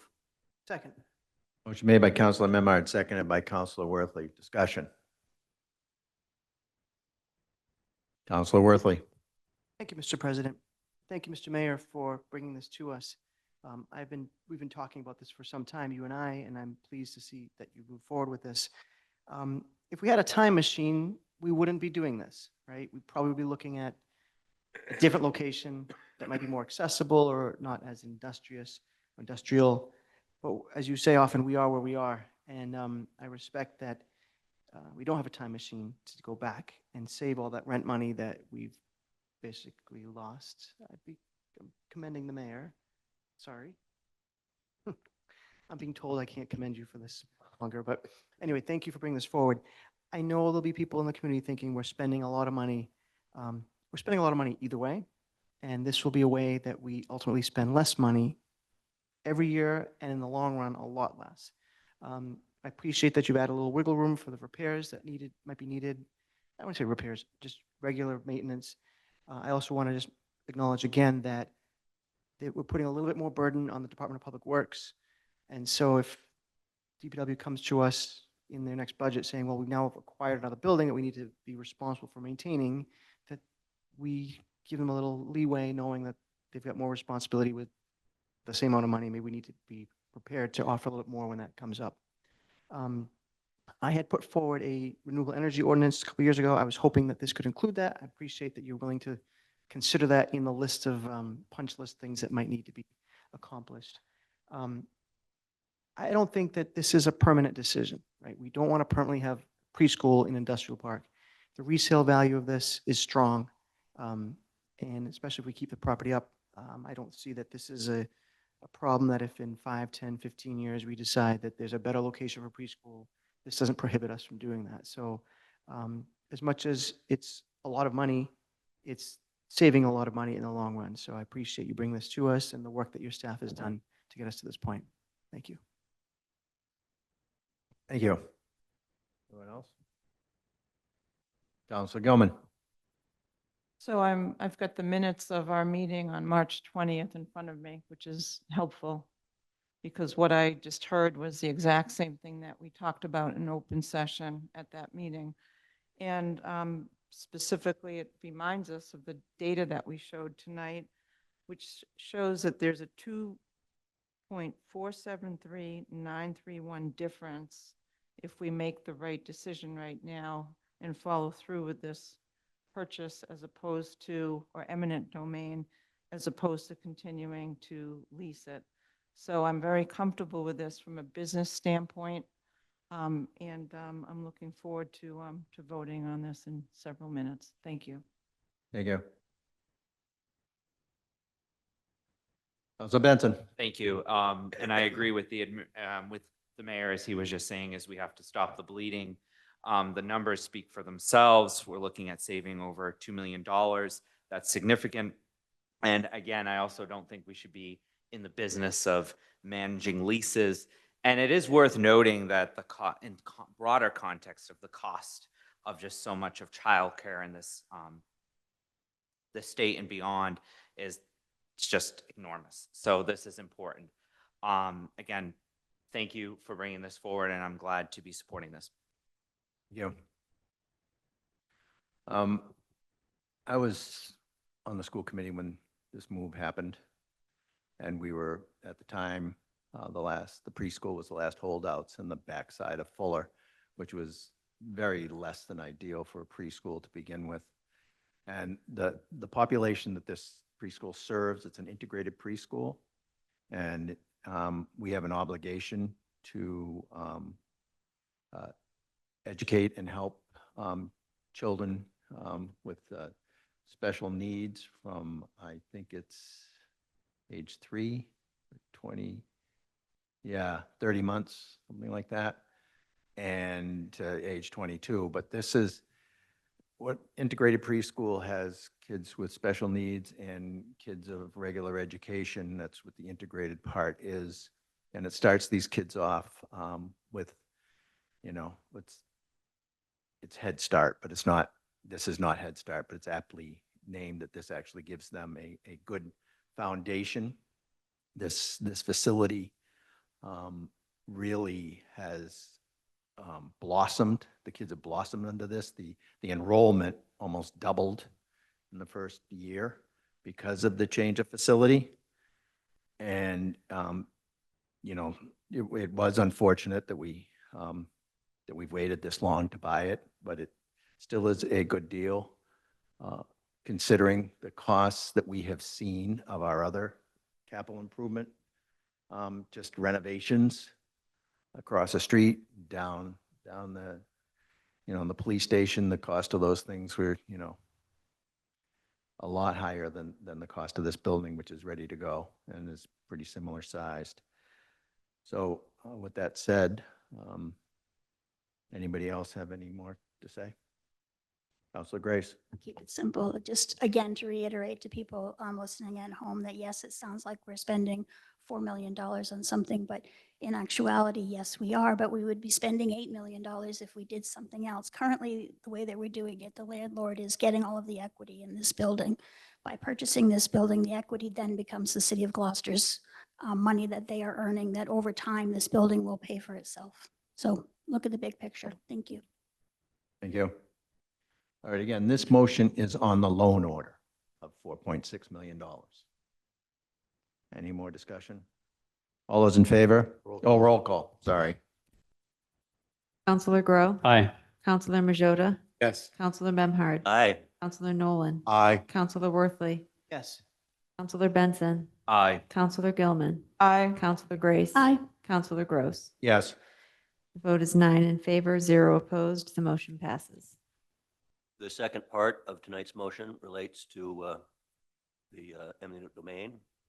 The committee recommendation from Budget and Finance on a motion by myself, seconded by Councilor Gilman.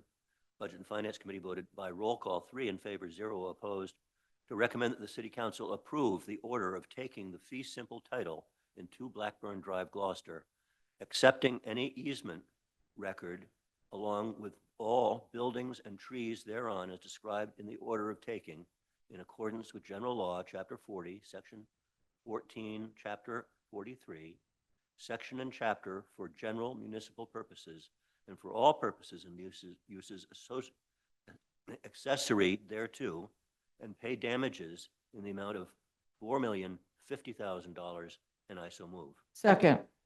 Motion made by Counselor Memhard, seconded by Counselor Gilman. Discussion. Seeing none, all those in, oh, nope, roll call. Counselor Grow. Aye. Counselor Majota. Yes. Counselor Memhard. Aye. Counselor Nolan. Aye. Counselor Worthley. Aye. Counselor Benson. Aye. Counselor Gilman. Aye. Counselor Grace. Aye. Counselor Gross. Aye. Vote is 9 in favor, 0 opposed. The motion passes. Very good. Next order of business, Madam Clerk. Public hearing 25, number 16, recommendations from the Community Preservation Committee, round 15, FY 24. To open the public hearing. Mr. Lundberg, you have the floor. Councilors, and thank you for having me this evening and the CPC, all told. All right, if I share my screen, I have a series of slides that will back what I'm saying. Sure. And Councilors, Chairperson Lundberg is going to give us the overview, and then we will take these up as a consent agenda.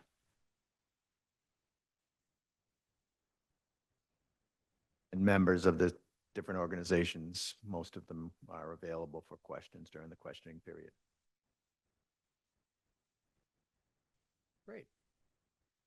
All right. Again, thank you for having us this evening. I'm going to give a brief overview of the Community Preservation Act in Gloucester and how it's managed. The CPA is a state law that was passed 25 years ago to encourage municipalities to invest as much as they could in historic preservation, community housing, open space preservation, and outdoor recreation projects. We passed that in Gloucester in 2008, and part of passing it was to pass a 1% surcharge on real estate taxes. The encouragement by the state in adopting the CPA is that the state will match those taxes that we collect. That match varies from 20% to 40% in any given year. It depends on what the state revenues look like in any given year. We as a participating municipality in the CPA, we're required to have a community preservation commission. That commission is made up of 9 citizens of Gloucester. 5 of them are representative of other city committees, which are the Conservation Commission, the Planning Board, the Open Space and Recreation Commission, the Historical Commission, and the Gloucester Housing Authority. We have 4 at-large members as well, of which I am one. Our job is to make sure that on an annual basis, we encourage applications from the public. We vet them to make sure that they adhere to the law and that they are in the best interests of the taxpayers and the citizens of Gloucester. So we're excited this year to recommend 12 projects for your approval. And I'm going to speak to each one of them briefly. But in sum, there were 12 projects. 8 are historic preservation projects. 2 are community housing projects, and 2 are outdoor recreation projects. Where appropriate every year, we encourage our grant recipients to make their facilities available to the public for free wherever possible. And it's not always possible, but we're really happy that all of our grant recipients have worked hard to do that. Hammond Castle, who's here this evening, has done that repeatedly in offering free programs for citizens, as has the Schooner Adventure and many other programs that you'll see here tonight and have seen in the past. Just briefly on our timeline, we meet as a committee once a month. We follow a process that's pretty consistent year to year. We presented our recommendations to the City Council's Budget and Finance Committee a couple of months ago, and we're here tonight for final approval. Once that final approval is made, the city enters agreements with each of these grant recipients, and then they are reimbursed once they have submitted invoices for their project expenses. This year, we're recommending a total of $968,000 in project appropriations. They do across 12 different projects. Of those projects, the 8 historic preservation applications are 38% of that total. The housing projects are 26%, and the recreation projects make up 19% of the total $968,000 being granted. All right, first up is the Gloucester Stage Building. Many of you are familiar with this.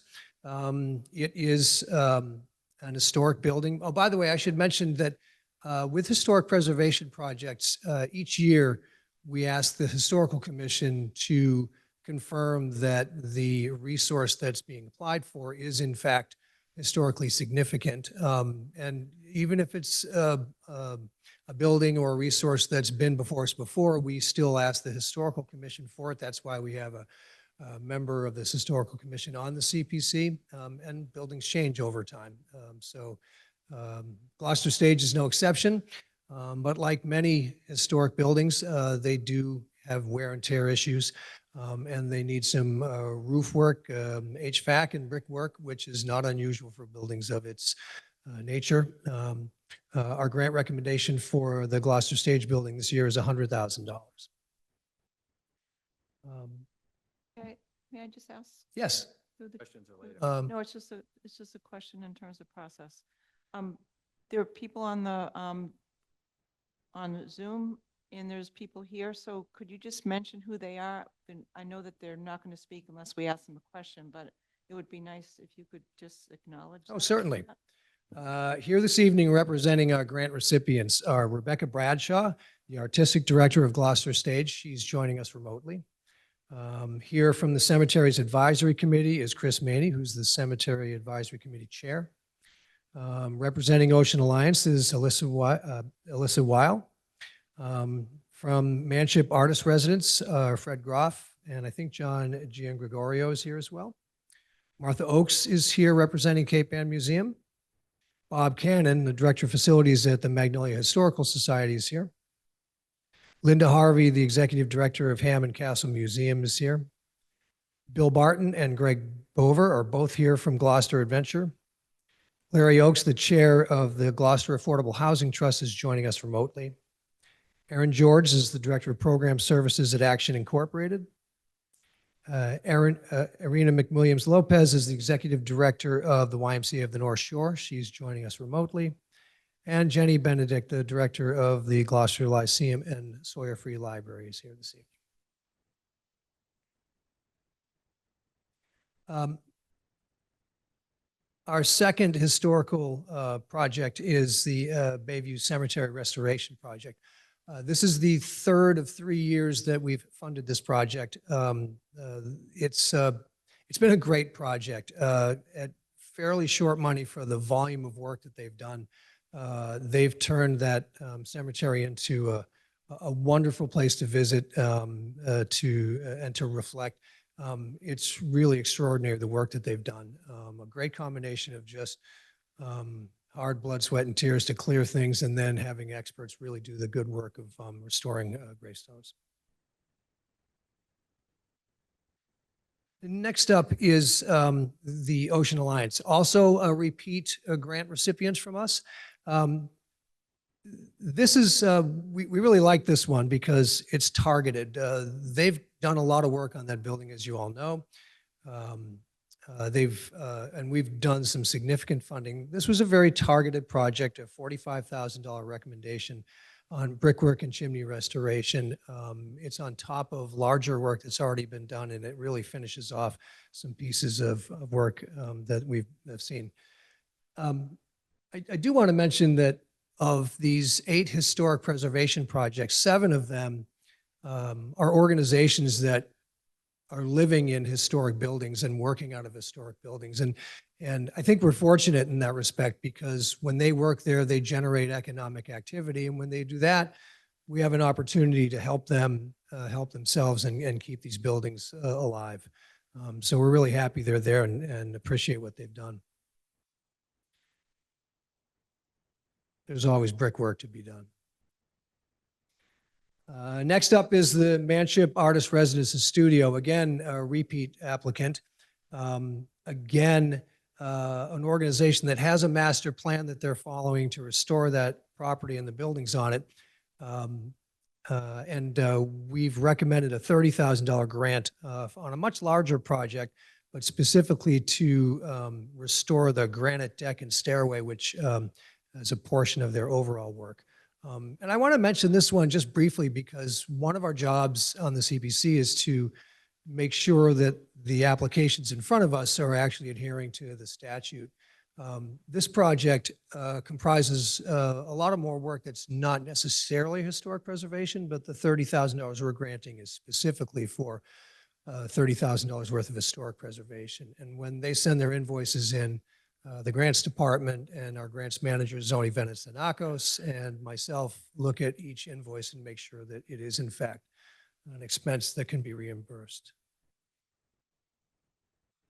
That's actually the porch that wrapped around, and it's a pretty interesting porch, and unfortunately it's just about falling apart. So it's a good piece of work to do. Next up is the Cape Ann Museum and the Babson Alling House. An interesting project. They've done a lot of work to restore that building so far. The next step is to make sure that then they do the paint restoration work that they need to do is historically accurate. We appreciate this. This is not a level of detail that a lot of applicants go through, but it's the museum and that's the way they do business. They also, what's relevant for us too is that their grant requests are usually for half or less, sometimes significantly less of their entire project cost. And that's good for us. We like to see our city funds leveraged by privately donated funds as well. Next up is the Magnolia Historical Society. I don't know if you are familiar with this building, but it's a charming, small museum, and it's really worth a visit. And this is the second time they've been to the CPA for funds. The last one was 6, 7 years ago, I think. And this is probably the second or third ADA restroom that we've funded. It's really, it's fully eligible under the statute and really important for museums, particularly ones where we have a lot of senior citizens in town and we want to make sure we maintain access to those buildings. This one is that. Next up is the Hammond Castle Museum. The museum's been before us several times over the last 10 years. It's a significant property, as you all know. It needs a significant amount of work, and the current project they're tackling is the rose window wall. There are a lot of components to it. It's a large grant request. It's a large recommendation for us, but we feel very confident with it. The museum's been an exceptional steward of CPA funds, and we really appreciate the work they've done. Also, they leverage their private donations well, and they've gone to great lengths to make the museum more available to the general public on free days and children's programs, and we really appreciate that. Next up is the Schooner Adventure. We've previously funded keel restoration or a rudder restoration. This is part of a much larger project that the Adventure is embarking into.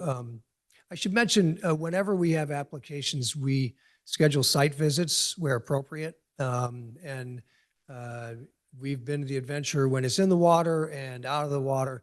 Last year, we saw it when it was in dry dock over on Rocky Neck, and it was really illustrative to understand where this money's going. They've done a superb job. I think that project's already started, not the part that we fund, but well, the Adventure is always ongoing, and a never-ending project to keep that seaworthy.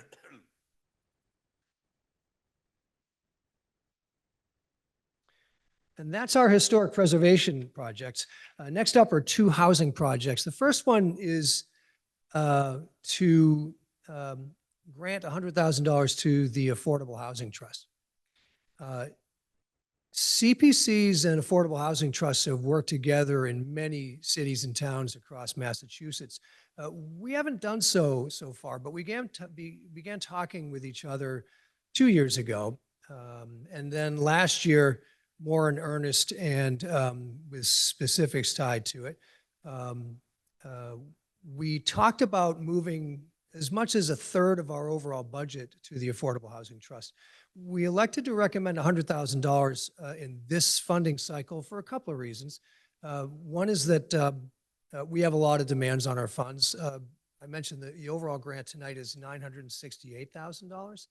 We had almost $1.7 million in requests. And so we've got to make hard decisions in several places.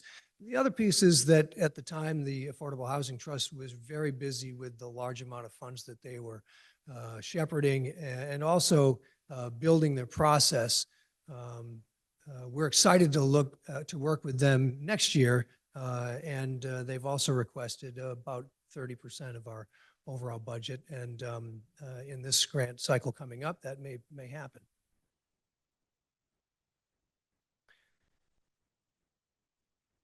Next, another housing project, the third or fourth year, I think the fourth year in a row that we've recommended funding Action Incorporated's tenant-based rental mortgage assistance program.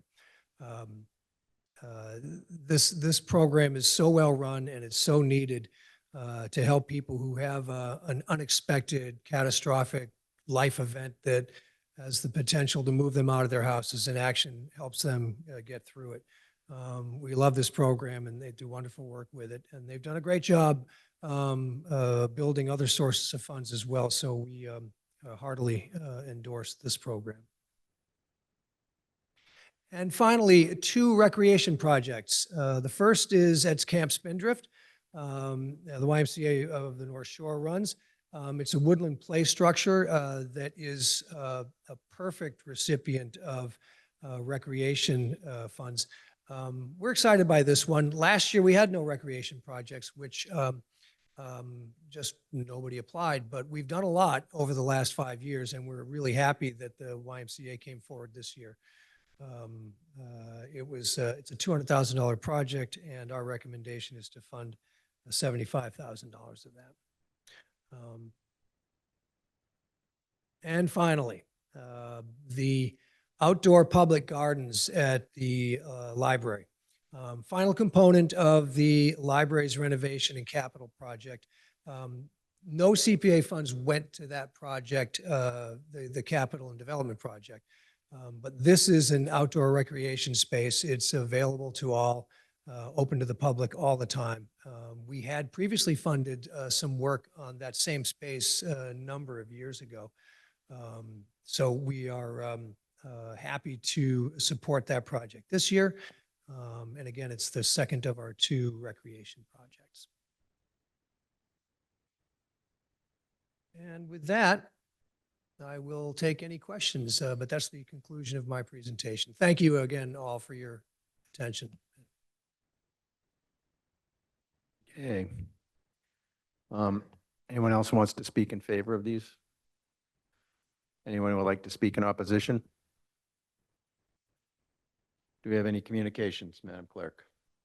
We do not have any. All right, questions from the counselors?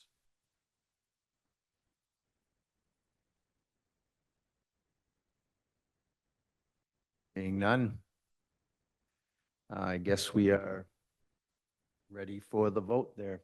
Councilor members. Close the public hearing. Oh, discussion. Well, I mean, have the motion first. That's what I meant. Okay. Close the public hearing. Forget that piece all the time. And then can we have the motion, please, Councilor Memard? Absolutely. Thank you, Matt.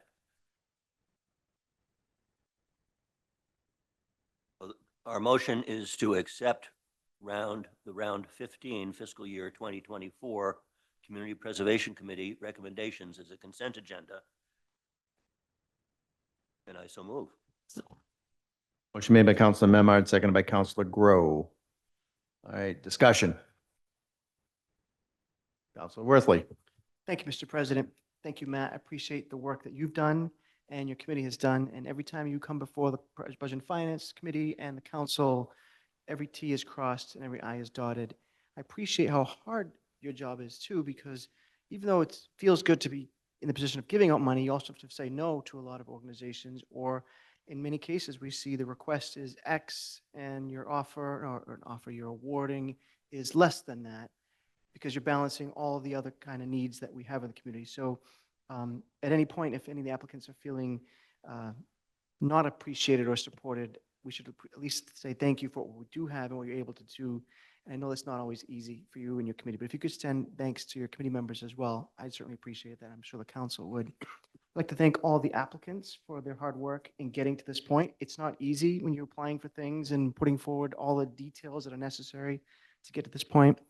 I also want to note that in each of the cases, there is a project cost, which is some number, and your request is typically a lot less than that because your organizations are funding a lot of the effort on your own. And so I appreciate that this might help that, but you're doing the lion's share of the work. So I just wanted to commend you for that. I think lastly, we should always recognize that this money comes from taxpayers.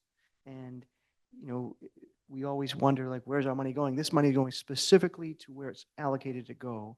And it's coming from taxpayers and through the state preservation fund grant, which is also paid for by people who are doing real estate transactions. So I think this is wonderful, and it's the chance that we have who are saying yes to people and supporting the work that you're doing. And I just want to thank the committee again, the applicants, and all the taxpayers. Thank you.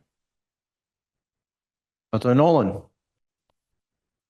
So again, Matt, you and CPC do a wonderful job. The videos we're able to watch for the applicants makes a big difference in how fast things move. I can say that I've been to or at or have used every person that has applied tonight for grants, and each and every one of them have their individual place in the city. And I want to thank you for all the hard work. I think people are going to be very happy and very deserving. Councilor Grow. Just very quickly, Matt, I just want to thank you. I'm a big fan of the CBA. Wish we had done it a little higher, but we have what we have. And I just want to thank you and the CPC, the commission, for the integrity of the process, the seriousness at which you take the applications and the vetting process, and being good stewards of these funds and really putting them into places that are really going to be a benefit for the entire community. So just thank you in general for that. Councilor Gilman. One of the things that's always been really important to me when we evaluate these possible CPA grants is that we think about our taxpayers and how they feel about 1% of the money that they put aside. And one of the things that I've always appreciated is the amount of programs that all of these organizations do for all of the residents of Gloucester. And that really has been a big improvement over the years from when we first started it. And every one of your organizations on this list today does wonderful things for our community, programs that are free for people that might not have been able to afford these opportunities to go to these venues. And that's very appreciated. So thank you for doing all that. And of course, to you, Matt, and your team for just doing a stellar job. Once again, thank you. Councilor Grace. Just thank you so much for your hard work. You know, so many of these organizations and buildings that are getting grants are iconic to this community. And, you know, for instance, if the paint factory suddenly wasn't there anymore, it would be sorely missed. So, you know, this is money well spent to preserve our history and to, you know, bring us into the future. So thank you. Councilor Benson. Thank you, Council President, and thank you. This is very important. And again, as Councilor Grace has just alluded to, is the assets that so many of these funds will be going to. I was at Hammond Castle recently and talking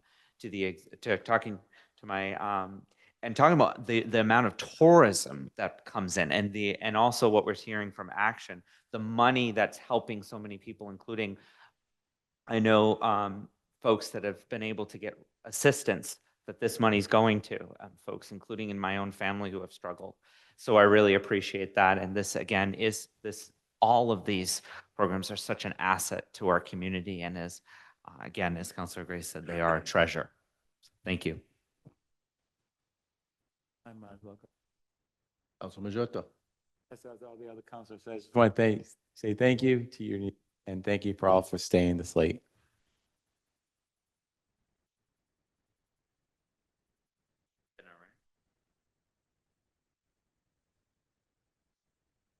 Yes, and I'll just echo what everyone has said.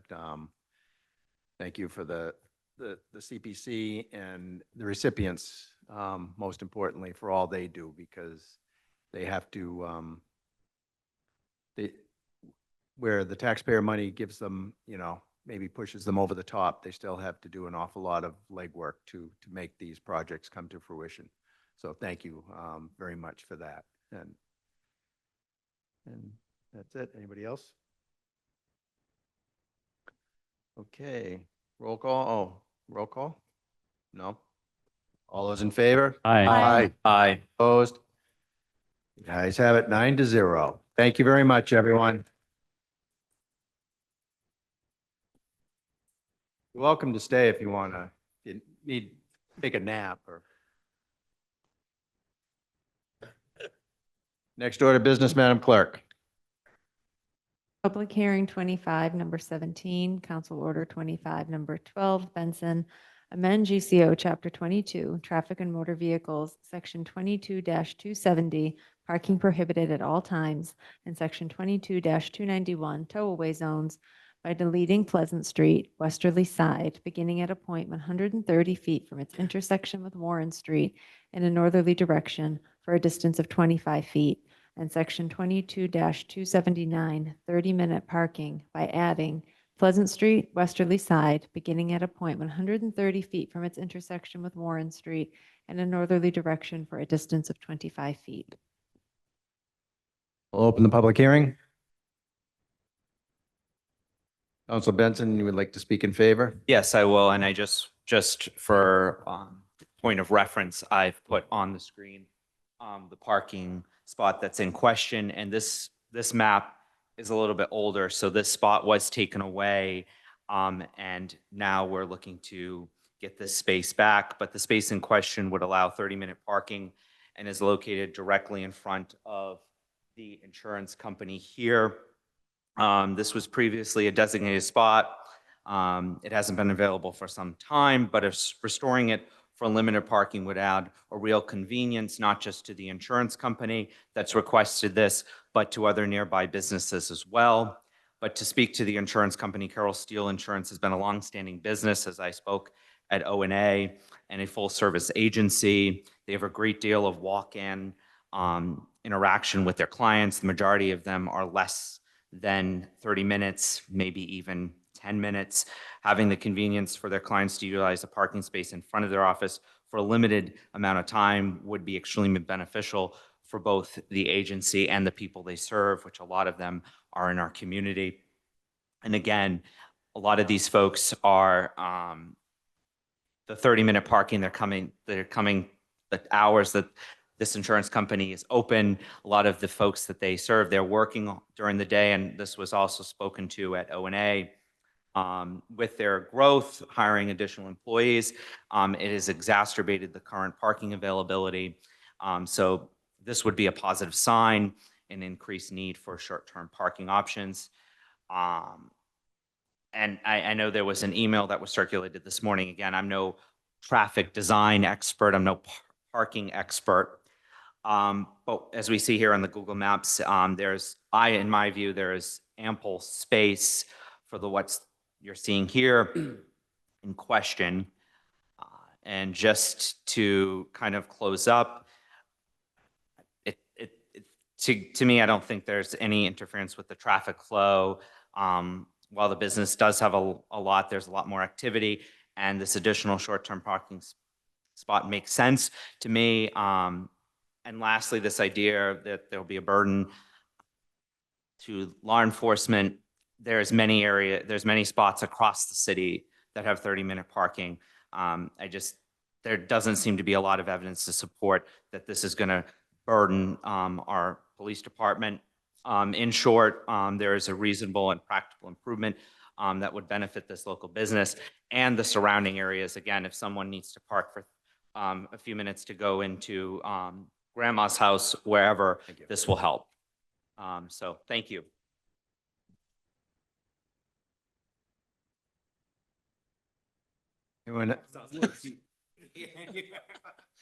Anyone else like to speak in favor? I believe that Chris from Carroll Steel was to be on Zoom, but he may not be there, but just if you wanted to check. Okay. Anyone who wants to speak in opposition?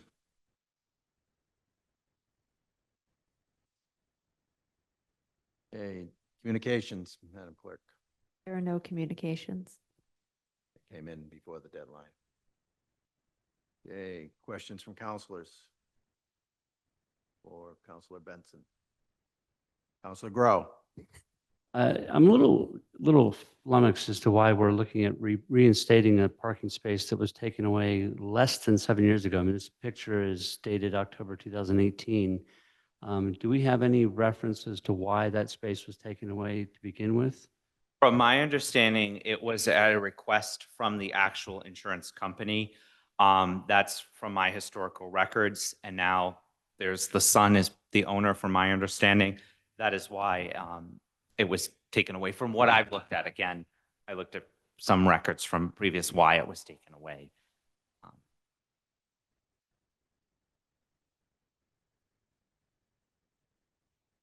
Franco. Well, I guess, I'm not sure if it's too late, but I mean, we got an email from Bob Ryan. Is there any reason why he's not speaking and why this parking spot was eliminated? Or is it too late for him to sort of clarify based on the email? He is online, just if he's like paying attention, can you explain a little bit more? If that's okay, just to clarify the Bob, email. can you raise your hand, or can you bring in Bob Ryan?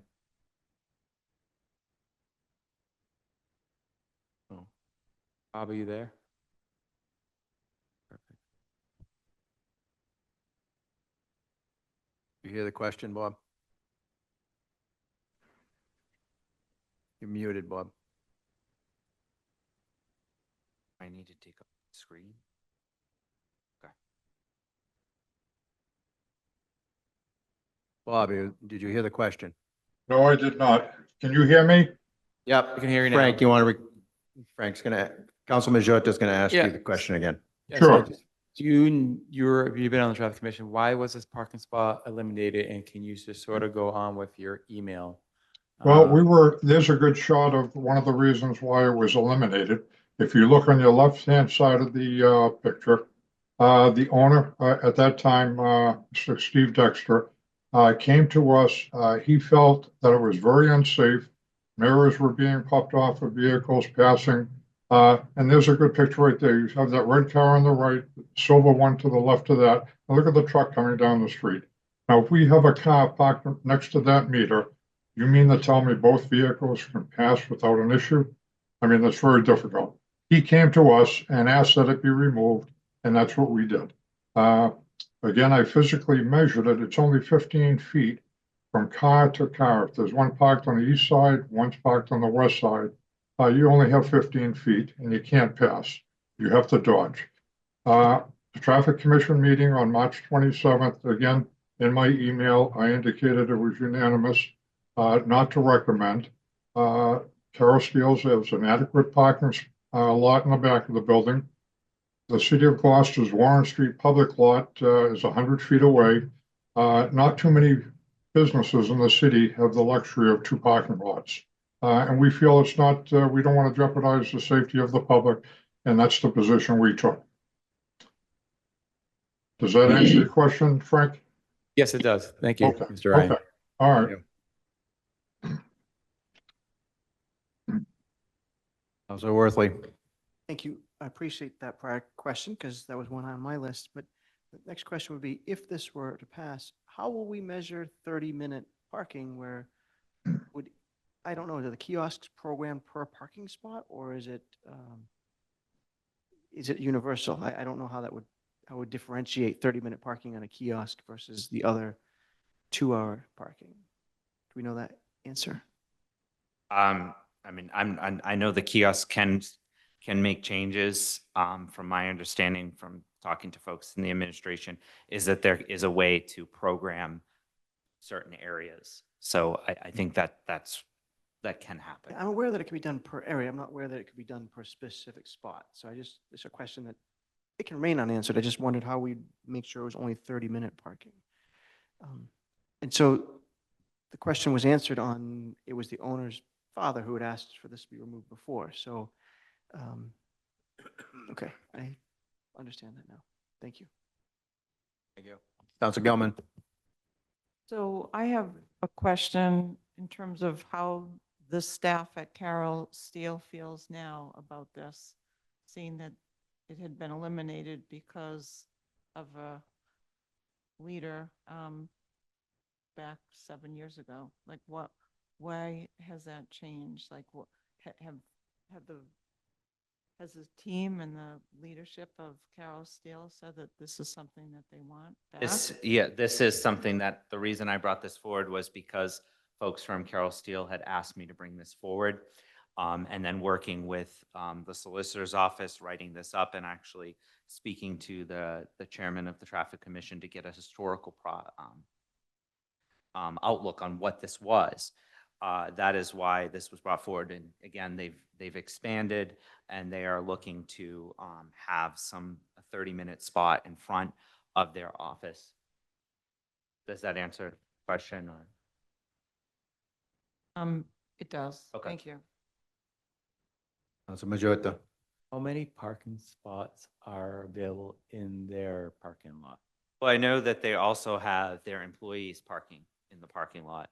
But if I'm seeing here, because also it is worth noting that I believe that this area here where I'm pointing is the Cape Ann Museum. If someone could maybe, for point of references, anyone can correct me if I'm, thank you, Counselor. And then over here, if you see, so this is the Cape Ann Museum. This would be this is their lot here, from my understanding. Yeah, and then this is also, so they have several, again, as I spoke to, their continued growth. There's also the spot, I believe this is also, oops. I'm doing like what I did last time, right? Need to get you a mouse. Whoops. It was about eight spots. Yeah, and then that again is Cape Ann Museum. Thank you for the Google. Actually, it really does help. I Yeah, appreciate so that. yeah, so again, this is again why they're asking for that 30 minutes is because a lot of their clients are coming in for very short periods of time, and again, other businesses will benefit as well, in my opinion. I do respect the Traffic Commission, but again, I think that there seems to, from my understanding, what I see here is there seems to be ample space. But again, to your question is, there isn't a significant amount of parking in the back for the business, and that 30-minute spot would help a lot of people that are coming in, going out, coming in, going out. And again, with enforcement, just to go on enforcement too, is like the majority of the people that will park there are not going to be parking there for 2-3 hours. They're going to be parking there to go into this business. And a lot of folks, as we said in O&A, a lot of these folks have a day job, and they're going during their lunch to go and pay their insurance, get questions on it, et cetera. Council Grace.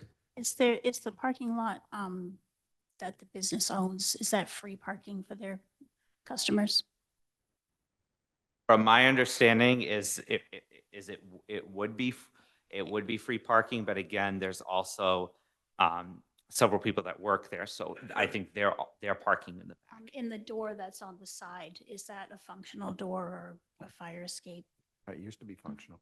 I believe it is. I mean, when I went in there to meet with them, I did see people going in that door, so I believe it is a functional So door. it's fairly close to the parking lot. But again, it also is, that parking lot is, the 8 spots is also for employees. So I think that's important to note. And again, this 30-minute spot will also help. If you look here, if I may, it will also help businesses here. It may even help people that are going into the museum to get a gift. There's also some businesses down the road that also someone could be going in for less than 30 minutes. Just holding that picture, if I can, the way you have it right now, it's very clear, as Mr. Ryan pointed out, that there's not adequate room for 2 vehicles to pass. Well, I believe he described it as 15 feet between a vehicle parked in that proposed spot and the spot on the opposite side of the street. That's a good picture relating to that. I mean, if you look here, though, this spot right here, where there isn't this spot right here. Yeah, this is where we need to close the public Yeah. hearing here. This is, Yep. so any more, this is questions time, not discussion time. Okay, I'm going to close the public hearing. Okay, now would you read the committee report, please? Councilor Nolan.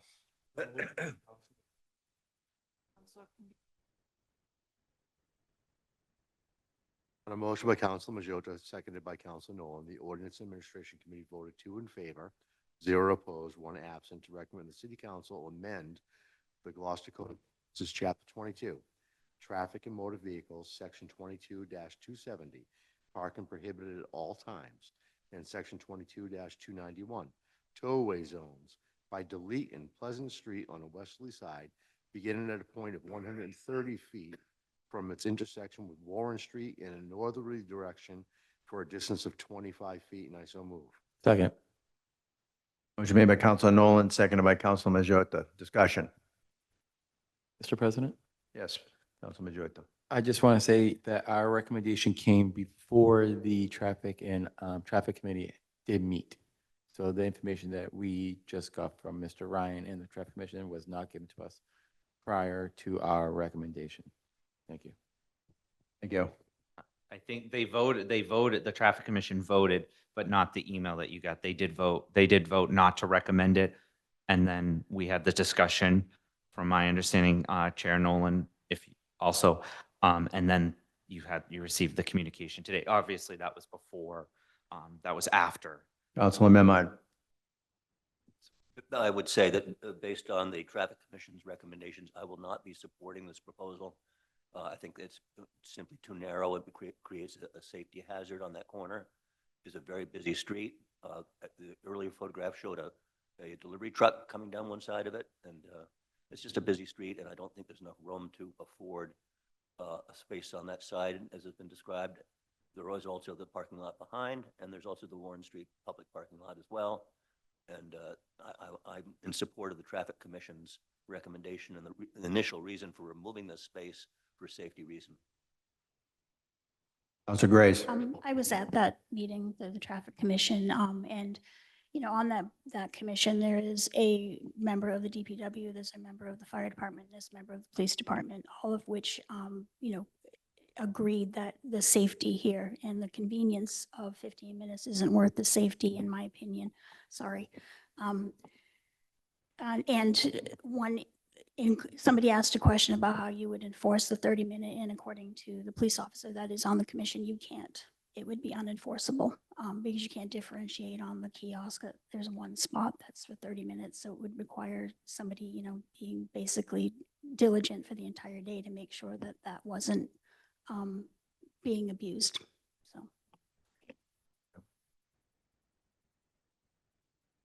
Councilor Worthley. Thank you, Mr. President. First, I want to thank Councilor Benson for his advocacy for downtown businesses and for your constituents. I came to this meeting looking for ways to be supportive of this. And, you know, we took away some parking on Parker Street because we didn't think that it would be appropriate for a private business to be using public parking exclusively or primarily exclusively. And I think we all love Carol Steele and the Dexter family and all that they do for the community. This vote certainly is not reflective of any disappointment in them. They're pillars of our community. But I also do see that their customers and their employees have lots of parking, lots of options. Coincidentally, just about a week ago, I felt like I nearly got run off the road by a delivery truck coming down the street. Pleasant Street is a very busy street. I wouldn't call it a main thoroughfare, but it's pretty close to it in terms of feeding Main Street. And so I'm going to agree with the Traffic Commission's recommendation in voting no, but I don't want to this reflect poorly on the advocacy that you're doing for downtown. Thank you. What else? Councilor Gilman. So I am definitely conflicted right now, but I will say that I had my side mirror clipped off in a narrow road on East Main Street, and it cost me $800 to repair. And I was in the little convenience store, and somebody clipped me at a spot where they couldn't fit 2 cars. I'm also a little bit concerned that the car that is in the video is very small, and the pickup trucks today have side mirrors that are probably about 12 inches long. I mean, Councilor Nolan, how wide? Tell us how fat a pickup truck is in terms of the side mirror. It's about 12 to 13 inches, but when I park, I fold them in. You're so smart. Anyway, I am conflicted. Yeah. More discussion? Okay. All those in favor, say aye. Aye. Opposed? No. No.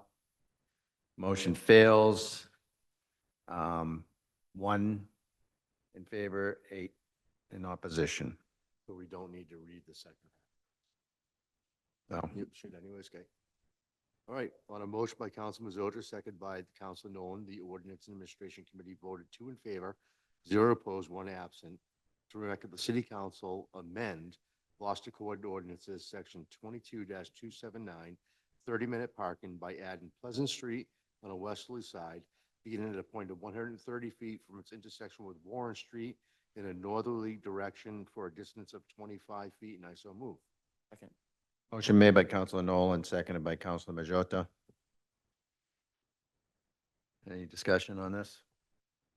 Okay, all those in favor? Aye. Opposed? No. Motion fails. 1 in favor, 8 in opposition. Okay, next order of business, Madam Clerk. Public hearing 2025, number 18, Council Order 2025, number 16, Grace. Amend GCO Chapter 22, Traffic and Motor Vehicles, Section 22-270, Parking Prohibited at All Times, and 22-291, Towaway Zones by adding parking prohibited on Bertoni Road, easterly side, from its intersection with York Road to its intersection with Poplar Street from November 1st to April 1st. We'll open the public hearing. Those speaking in favor, Councilor Grace. Thank you. This basically came about during the series of storms that we had this winter. And Paula, thank you so much for your patience and staying here so long, and we appreciate you. What happened was there's the snow accumulates on the side. The road is fairly narrow. There's people from other neighborhoods or other roads that were parking on Bertoni Road. They were blocking the way for school buses and for emergency vehicles to get down there. The neighborhood did try to resolve this by, saying, people, can you please, do the right thing and not park there, which basically ended up with some nasty comments being made to each other or to Paula's mom, which was unfortunate. So the request was put in basically to make this safe for the school bus. The little backstory is at one point in time, the bus went down there. It was not able to continue, couldn't get around, and Paula had to go out and literally direct the bus to back out onto Poplar Street. She was almost run over by a car speeding down the road. She has a small daughter that has to take this bus, and because the bus could not go down that road for the rest of the time that there was snow blocking the road, she had to bring her daughter from the far end of the street all the way down in the inclement weather down to Poplar Street, where it was extremely unsafe for the bus to be stopping and picking up students. And if Paula has something to say, you have to go to the podium. Sorry. Are you done? I mean, Yeah, that's basically it, and then she can fill in the blanks. anyone else gotta want to go if speak in favor? Speak your name and address, and please speak into the microphone. Hi. So you have to move the microphone because otherwise it doesn't get recorded. Oh, My name sorry. is Paula Mulcahy. I live on Bertoni Road. And I pretty much brought this as a safety issue, just in the wintertime. I don't want to bother anybody. We tried to resolve it. Didn't happen. And especially for emergency vehicles too. I mean, it's one thing to have to walk down with the bus with the special needs, but there's elderly people who live in the neighborhood. So that could be a matter of minutes for a heart attack. Everybody knows that. Every minute counts. So when the bus got stuck, I literally had to go back it up. The bus driver nor the aide could get off. They were stuck there. They couldn't go forward. They couldn't go back, holding up all the school and everything else. So pretty much, I was just hoping that you would put a sign there. Thank you.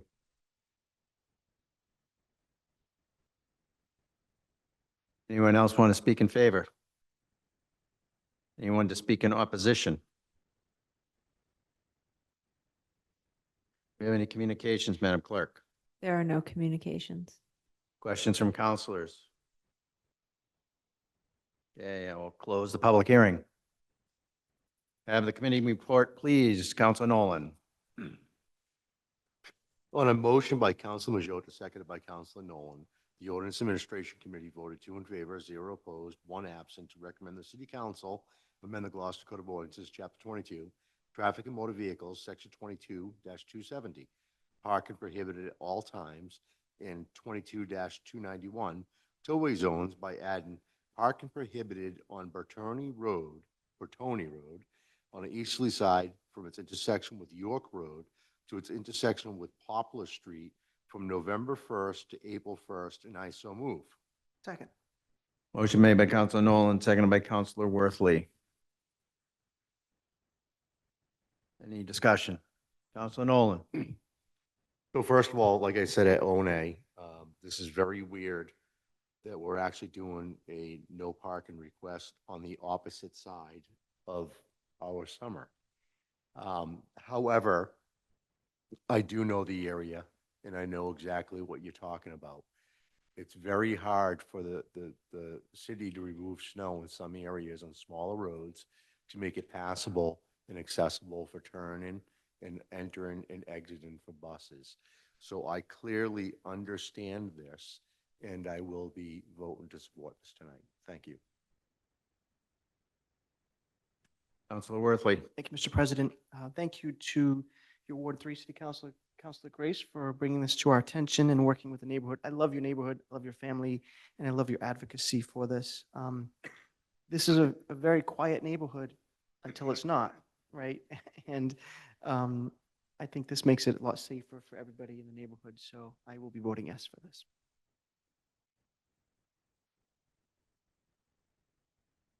Great. So, all those in favor? Aye. Aye. Aye. Opposed? Ayes have it, 9-0. Thank you, Paula. Have a great night. Thank you. Thank you for sticking around. Hope it was interesting.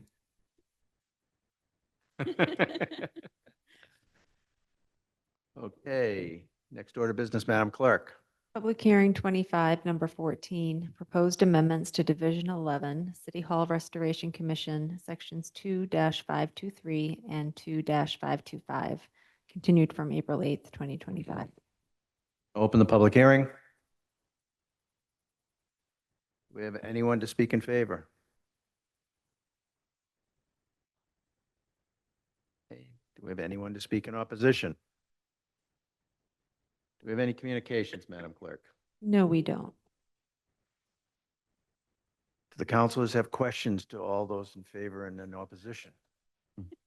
One list. Can we, Council President, and we've actually discussed this too about the alternate members, what, are they voting members, or with this specific one, what is their role? Just so I understand. Well, do we want to close the public hearing first and have this in the discussion? Yeah, we piece? can, sure. Yeah. I'm going to close the public hearing.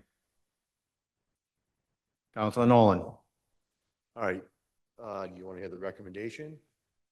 Sorry, for the recommendation, we read this before. Could we just read the recommendation and leave out the rest of it to save time? Since we've read this, I believe, several times. And we know more. I don't mind. Either way, I'll read the whole thing. Or I can just read the add and strikes.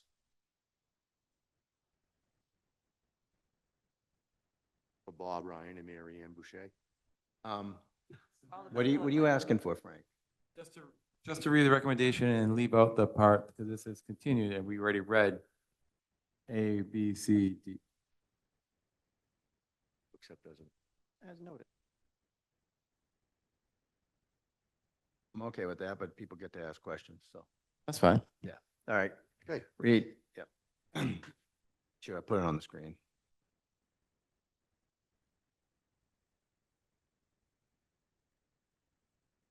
On a motion by Council Nolan, seconded by Councilor Grace, the Ordinance Administration Committee voted 3 in favor, 0 opposed, to recommend the City Council amend Gloucester Code of Ordinances, Chapter 2, Administration, Section 523 created terms, compensation, officers' duties, and section 2-525 monthly reports as followed. And I so move. Motion made by Counselor Nolan, seconded by Counselor Majota. Do you want to speak on the committee report? I do. So on this report, with the add for the alternates and the change from the members, it's keeping the alternates at the same level as we would have had before, but we're lowering basically the requirement of the members of the committee so we can build a quorum. We haven't been able to build a quorum in this committee, so we're shrinking it like we have in a few other committees in the past. The alternates will basically be moving at the same pace as what we're changing from the real. And this is just to try to keep things moving because we have a lot of work on the city hall that needs to be done. And we've got people that are losing interest in being on the board because they can't meet the quorum and they don't actually meet. So this is basically just bringing the numbers down to allow us to have a quorum that will hopefully be able to fill and have active meetings to get things done. Understand though. Can I answer your question? There's no such thing as a non-voting alternate member. When they step up when a member can't make a meeting, they fill in with full privileges. So there's no such thing as a non-voting alternate member. They can't vote when there's a quorum and they're not sitting as a full member, but when they are filling in, they have all of the same privileges as a full member. I understood it, but that way, but I just wanted, I think because there's been a lot of confusion, so I appreciate that. There has been. And I think it's important. So, because people have been asking me and we've chatted about this. So I'm glad, Council President, that you cleared it up. So, thank you. I mean, other than when the ordinance specifies, like in here, it says city employees are not voting members. There are non-voting members. They're acting as an ex officio to the. Well, ex officio has a couple of different because that's definitions. Ex officio can vote sometimes. So. Yeah, but they're not. Yeah, they're non-voting members. Yeah. President, quick question, if I may. Councilor Worthley. Thank you. I'm not aware of any other board or commission in the city where the mayor picks the chairperson. I don't know if that's, and I don't want to muddy this, but I think there is. I think that's just an anomaly in the ordinances, and it's not before us tonight to change that. What's that? It's not before us tonight to change that. I guess we can make an amendment, but. I mean, the chairperson, vice chairperson being appointed, I don't have an objection to it. I just think it's a little odd that in every other case, I think the committees pick their own chairperson. And I wouldn't know, and maybe Ms. Poirier knows why this committee has the mayor's authority on that. I don't know why. Yeah, and I don't think that, I know I've seen it also, and I don't think I've just seen it in this context, but it is an anomaly. Yeah, I can't think of where else it is either. Okay, on the motion, if I may continue. Mayor and I have spoken a number of times about the difficulty in finding volunteers, which is kind of at the root of a lot of the desire to make the quorum smaller, is because we are struggling in some cases. And that's not uncommon with any nonprofit, especially after COVID. A lot of people saw their volunteering as part of their social life, and then with social distancing and not being as involved in committees, we've lost a lot of people, and all the nonprofit boards have been struggling too. But I do think we should be aware that we can do more to promote volunteerism and advocacy for people stepping up if they know that there's opportunities. And so instead of just making the quorum smaller, we should do more outreach to the best of our ability to get more people to volunteer. I'm sure the mayor's doing that. I think the council can do that. We should all be doing that. But I will be supporting this so that the committee can function more effectively. Thank you. Anyone else with questions on this? Yeah, we're okay to take it as presented. Okay.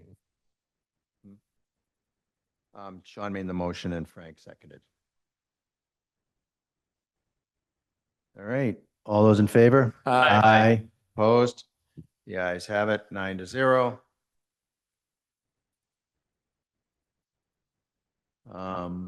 So I've handled the next two. So, Madam, next order of business, Madam Clerk. For council vote to withdraw special permit number 2025-003 Essex Avenue, number 52 and number 74, map 218, lots 118 and 119 for a special permit for a drive-through facility.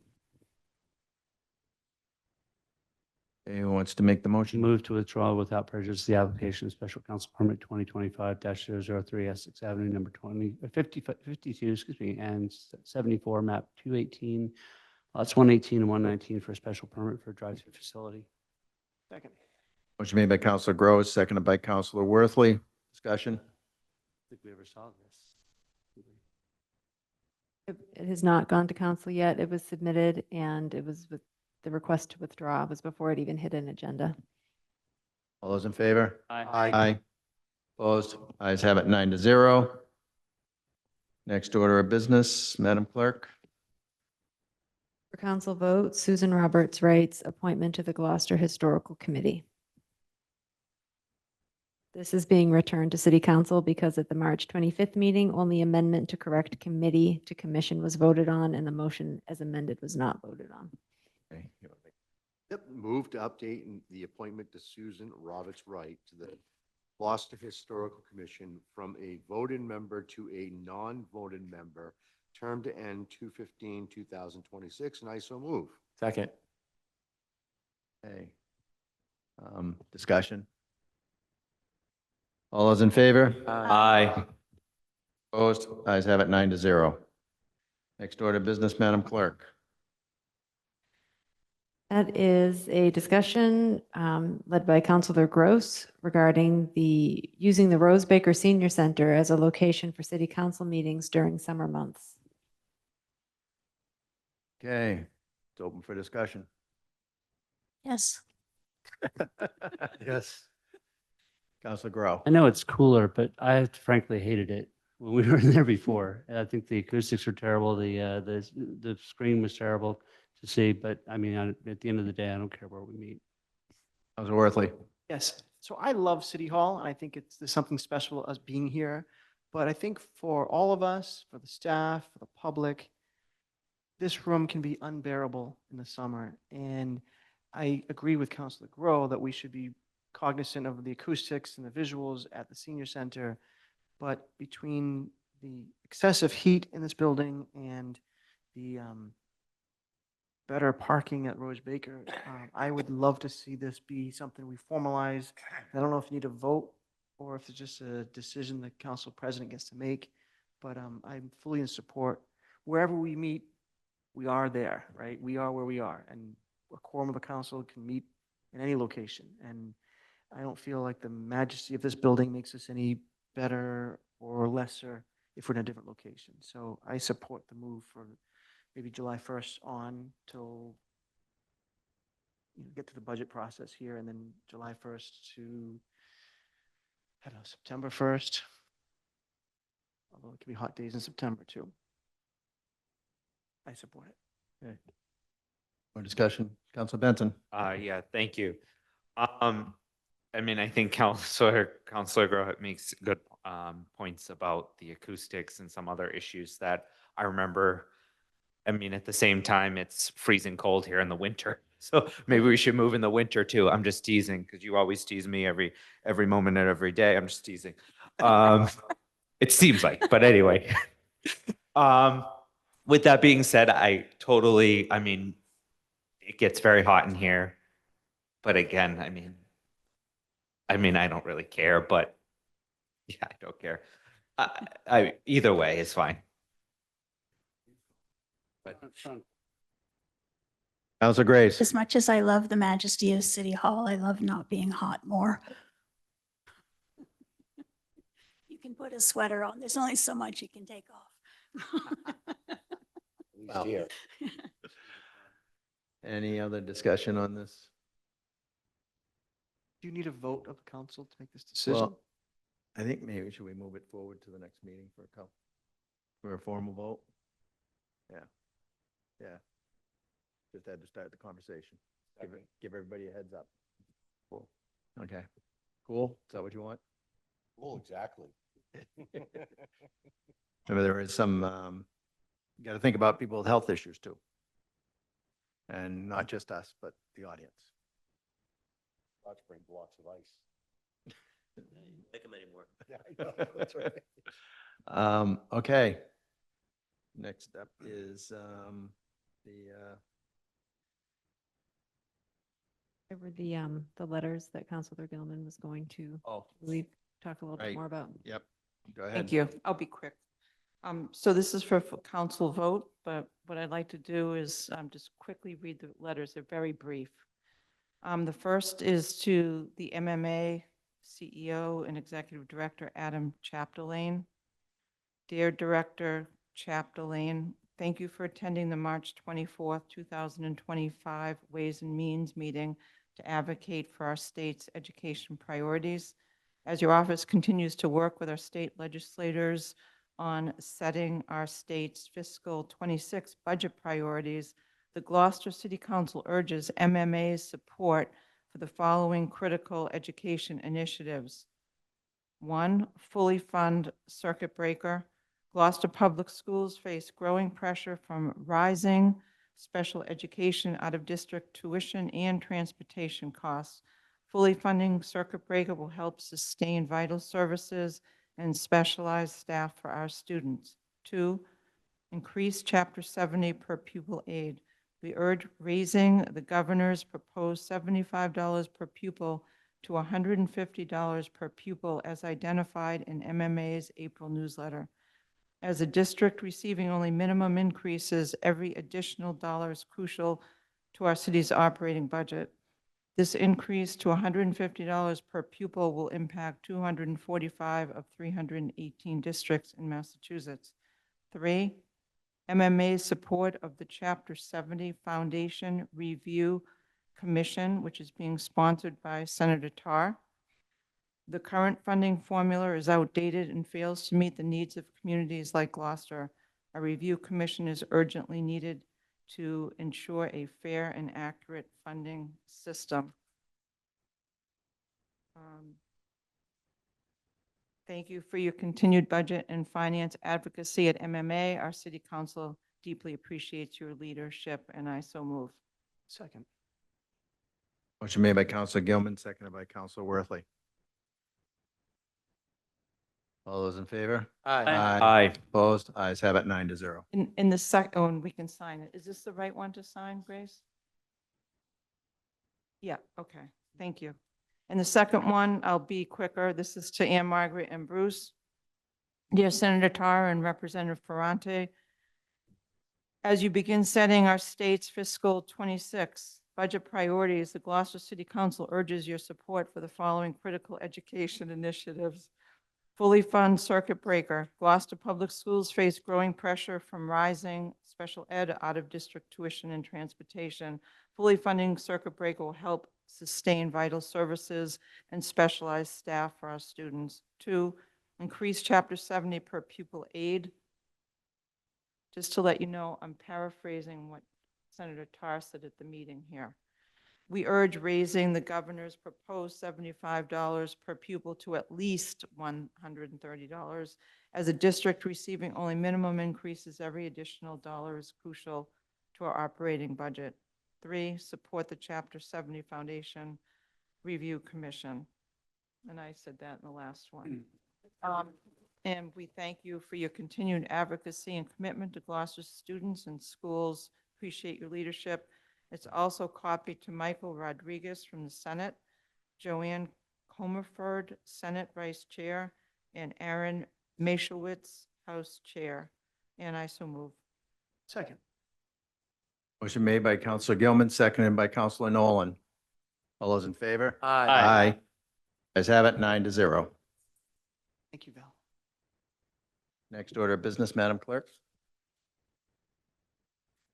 Counselor's request to the mayor. Hey, Counselor Grow. I don't have anything for the mayor, but I want to take this opportunity to remind people that the Open Doors Empty Bowl dinner is on May 1st. That's next Thursday. a week from Thursday. You can get tickets at their website at foodpantry.org. The theme this year is Enchanted Forest. It's always a great event. It's a terrific event for your family and your kids. There's all sorts of great activities. There's the bowl auctions, but mostly it's an important time to reflect on what it's like to be without food and to be food insecure, and to be grateful for the opportunities that we have not to be food insecure. So go buy tickets, give as much as you can, and enjoy the event because it's always spectacular. And it's at the cruise port, by the way, just in case. Next. My request is if they can have a conversation about Biken Street, just on the lower hill, for drainage purposes. Thank you. Councilman Memard. I have no requests, so just a thank you to the mayor and the DPW director for working with residents on Harriet and Grapevine Roads, who organized the betterment petition to not only repave a terrible portion of the road, but also improve the drainage that caused severe potholes and icing and drainage issues and an overall safety hazard, which have been beautifully addressed thanks to the community members who worked with the DPW and engineering, the council, and the administration. Councilor Nolan. I have no requests. I just want to thank the DPW. They've done a great job opening up our parks and our ball fields for our team play. And our cemeteries are starting to look wonderful. And I just want to thank them for all their hard work. And also generous gardeners. Absolutely fantastic. It's early and it already looks fantastic. Thank you. Councilor Worthley. Thank you, Mr. President. I want to echo what Councilor Memhard just said regarding the betterment effort and supporting administration, but I also want to commend Councilor Memhard for pulling that together, because it probably wouldn't have happened without the ward councilors' advocacy and hard work on that. So you deserve some thanks for that too. And I'm sure we'll be seeing a request for reducing speeding limits at some point. Just don't hold me responsible for knocking down the East Gloucester School. You did it single-handedly, right? Raised with a Z. Right. So I'd like to put a request into the administration to see if they can provide some help to the softball leagues that use the oval playground right off of Centennial Ave. I think it's city-owned property, but I'm not quite sure how that works. But and then I put a request in, but I want to say it here, so maybe others can help join in at some point. The I guess it's Pavilion Beach, the side that starts near the boulevard side. There's a public landing there, and people who are walking the boulevard and continue walking over the parking lot, it's really all crumbled. And a couple of times people have been twisting ankles, and I want to make sure that we address that before someone gets hurt. So it's a combination, maybe city, state. I'm not sure how the landing works, but I know that it's not safe right now. So I just want to put my request in again. I think I've requested a couple of times, but I want to bring it to everyone's attention that that's something that is a safety concern. Thank you. Councilor Benson. I have nothing. Thank you. Councilor Gilman. Two quick things. First of all, the sidewalk in front of George's needs to be repainted quickly because it's almost completely faded out. And I've seen several close calls there. So I know that Public Works has a schedule for painting, but I think that particular spot needs attention, number one. And the other thing, Sidewalk? oh, what, I'm sorry. I meant crosswalk. Thank you, Councilor Nolan. I appreciate it. It's the cross. No, we don't want to paint the crosswalk. That would be a problem. Thank you for rolling with me. The other thing I wanted to just say is let's just go back to our code of conduct and just let's all read it and just remind everybody that we talk to that we have to be kind to each other. I'm not talking right now that people in the council are not kind, but there's a lot of unkind people in the community right now, and it's just really tough. And so as we told these youth initiative leaders today, we have to walk the talk. And when we feel that people are not being nice to each other, do the best you can to bring that to their attention. It's much easier to talk about issues than personalities and nastiness. So just my 2 cents. Let's be kind. Thank you. Thank you. Counselor Grace. It's a couple things. First of all, I just wanted to thank the mayor, the school committee, the Gloucester Police Department, and the Health Department, and the youth leadership program for the meeting that they held at O'Malley last week, to try to get the ball rolling and the dialogue started about bullying and about some conduct by teens who are looking for other things to do in their life. It was a really great start to a program, which leads me to the second thing that I have is that we, as a community, should be leading by example. And I want to remind everyone who might be listening to this now or later that when the sun rises on Friday morning, we are still all going to be members of this community. And the level of vitriol that has overtaken so much conversation, particularly on social media, does not set a good example for our youth. We are dangerously close to falling into the quagmire that is kind of overtaken the rest of this country. And I feel that as a community, we are better than that. Thank you. It's well said. I'll entertain a motion to adjourn. What happens on Thursday? I'll entertain a motion to adjourn. Second. Second. Motion made by Counselor Gross, seconded by Counselor Majota. No, Benson. no, it's me. All right, I Oh, said it Gilman? very quiet. You said it much Okay, louder. give than it I to did. Jensen. whatever you want. He's got it. Grace. All those in favor? Aye. Oh, I'm telling Grace to pick.